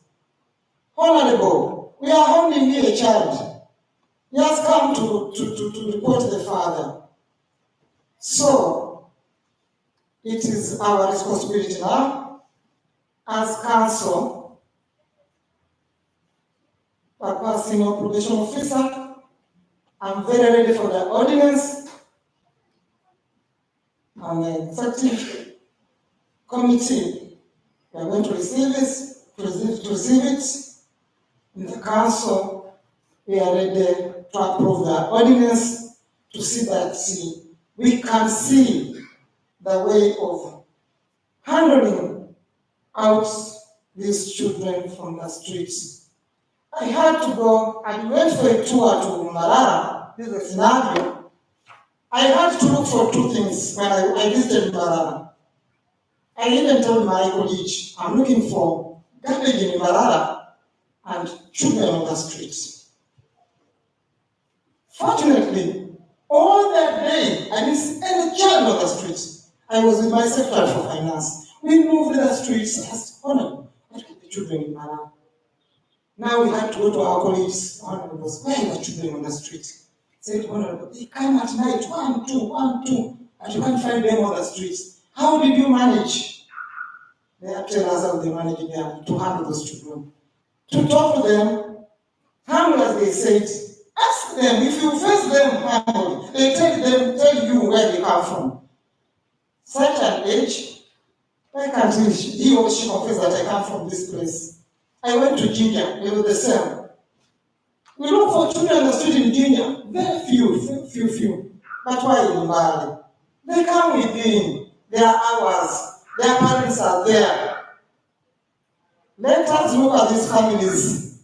The ordinance we are bringing, if at all is going to be handling the families, the parents, that's why we are going to move with you. Let us look at these parents. These parents are there. These parents are there. Please, let us work together. I'm going to call upon my colleagues. And it's good, senior, they have requested for us a training. Papa, please, we are ready. We are not new, but we are moving now. 6 months going, but we are already new. Please, kindly bring for us training so that we can be the Samaritans who save our children in the streets. And me as Aisha, that one I can't leave. I'm still working on it. I'm still struggling. All children from Bukonde whom I know have tried to face their families. I've tried to face last month and had 3 children also. They are away from their home. Their mother had gone abroad. The mother was sending money to her mother. Father said to send away the children. 3 of them. Go back to your grandmother. Grandmother, go back to your father. Father, go back to your grandmother. They decided to come to the streets. That one was arrested in Chiruru there for 2 days. Agreed to take back the children. So, for the fight of children whom I know, for me as Aisha, I'm in the struggle. I should fight and see that we win. I not others, but I shall fight with the families because I know these parents are there. The parents of these children are there. And we also parents, we women, co-wives, we are the ones being such. Please, let us talk, let us sensitize, it's true. The community Costa was saying the word. Let us go to the community and sensitize our people. We women, and fathers also. The co-wives, we are the ones being the such. Finally, don't have much to say. I will thank all the reverends. My dear, the success is a long journey, but what I know, where they are soon back in their seats. Those ones, they are soon in their seats. But by who? Because of because of our struggle, because of our support from the enforcement. Please, let us work together. We are ready to deal with them, not harshly, but humbly, motherly, to see that we bring them on board, to take them back home. So, allow me to stop there and call upon our dear guest of honor of the day, Papa Rabisi. Please come in and address our congratulations. I say all this for good of the country. Thank you very much. Thank you, the representative of our Lord Mayor, the political leadership here, the principal officer, Ministry of Gender, the team leaders of all our partners, the senior police officers, and district technical officers and city. Good afternoon. Good afternoon, sir. My name is Senior Superintendent of Police, Uti Bosco. I'm the Regional Police Commander, Elgon.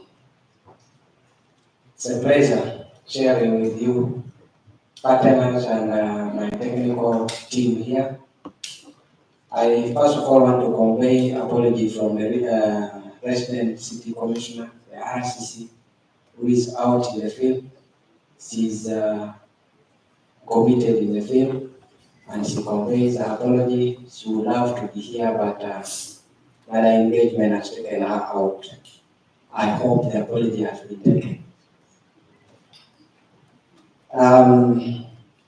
My brother, the principal officer. A principal officer is somebody very principled.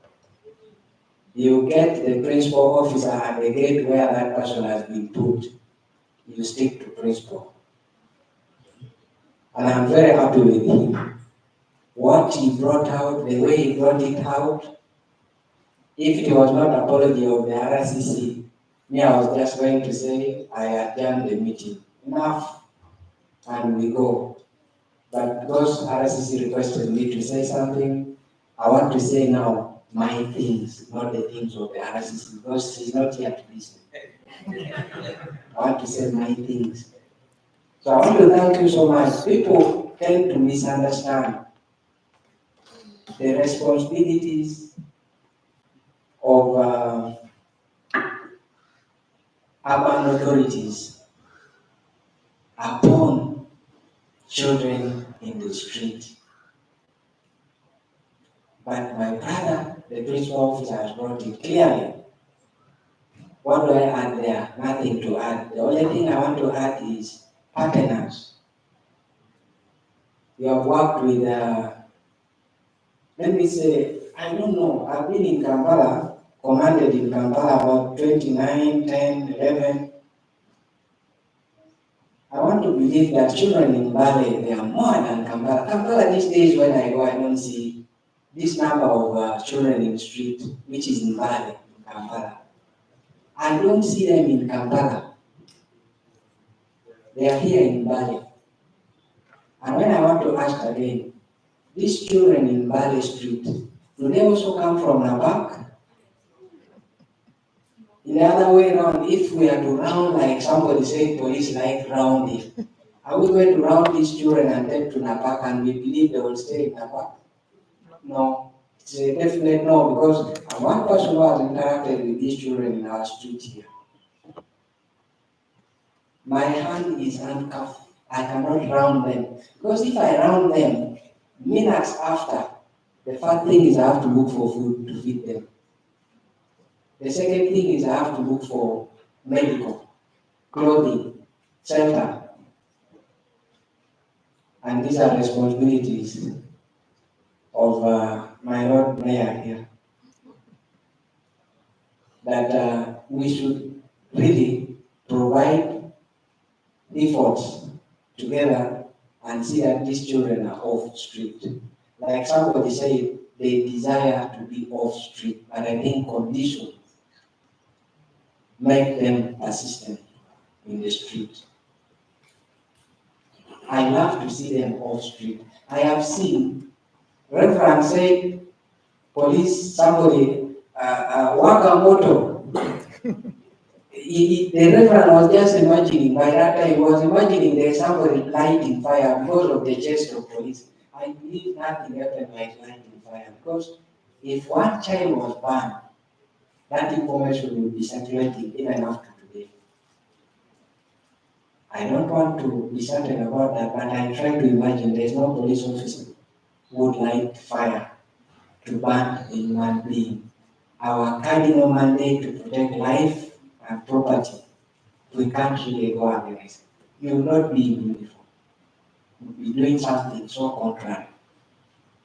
So please, I want you to believe with me, partners, that the responsibility of urban authority ministry should look into and come in handy. Deliberately design and rescue urban authorities about matters of street kids. Their capacity to handle, let's agree, it is not there. And therefore, if we stick to the mandate, the laws that the urban authorities, the local government are mandated to do this, we shall not see it unless the ministry comes in with a better design program and policies to address this challenge. As a security officer, I'm an enforcement officer. Enforcement officer. When you talk of enforcement, quite different. My method of work is quite different from CRO. Because the reverend who is running away from the CRO is willing to help. A police officer will run after you. But CRO will provide food that you come, will provide play material so that you are attracted. And in that, there are those who comes again. It's like a pull factor. There are those who will come with a colleague. The colleague will end up the other side, but this one will eat and go back to the street. We need to look into this. I cannot run after them because even if I run after them, where will I take them? We all need deliberate efforts, plans to make sure that we rescue. I was telling you as a security officer, I see a challenge of keeping law and order today, tomorrow, and in the next generation. They have grown, they have become adult.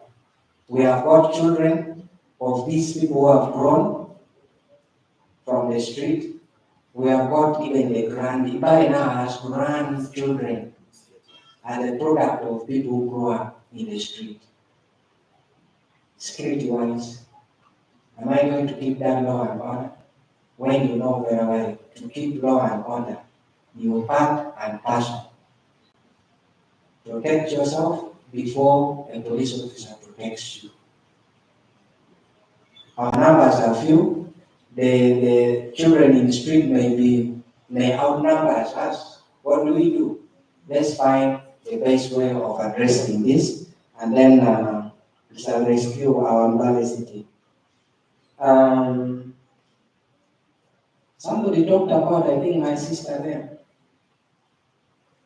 putting resources together so that we see where you can resources. I mean both physical resources, the plans. If you have something you can share with the city, how do we get out of this? Please don't sit there. Let's do it together. And we get out of this. Let's put resources together, experiences together. If you talk of experiences, the person from the ministry knows everything about children living in the street. The only thing is the will and resources to address. If the resources are not there, how do we source to make sure that we get out of this kind of situation?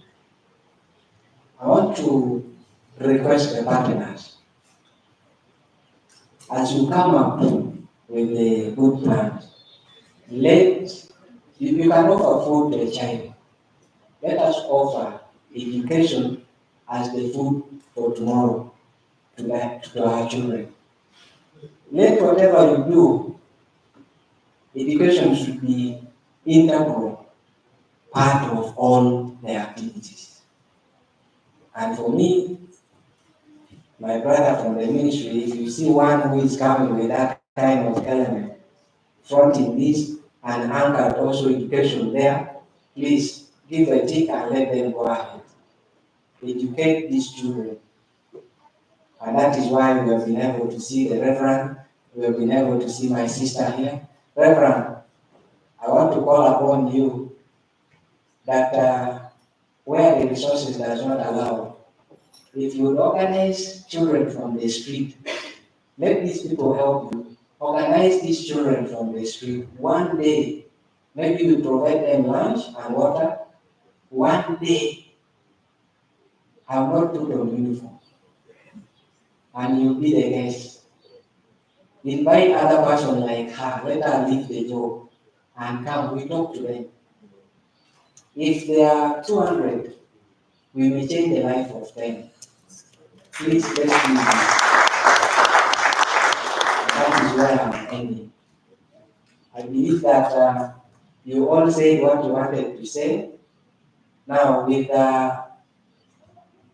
the powers entrusted upon me, I have the honor to adjourn this gathering. Thank you so much for all.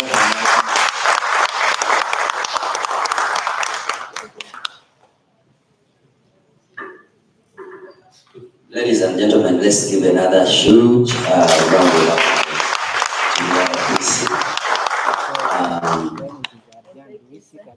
We have done a lot of talking, like I requested. All our partners, we and all the members who are present here. After here, we will proceed to CRO. I encourage all of us to be there. We're going to have a small interface and probably a lunch together with the children, those that have managed to come around, and we continue to talk to them. The social workers have already been there, positioned there. They're doing the talking to these children. They're profiling these children so that we are able to identify some of them who are willing and ready to start the journey of rehabilitation and reintegration into their families. I think she may have a small announcement. Okay, at that moment,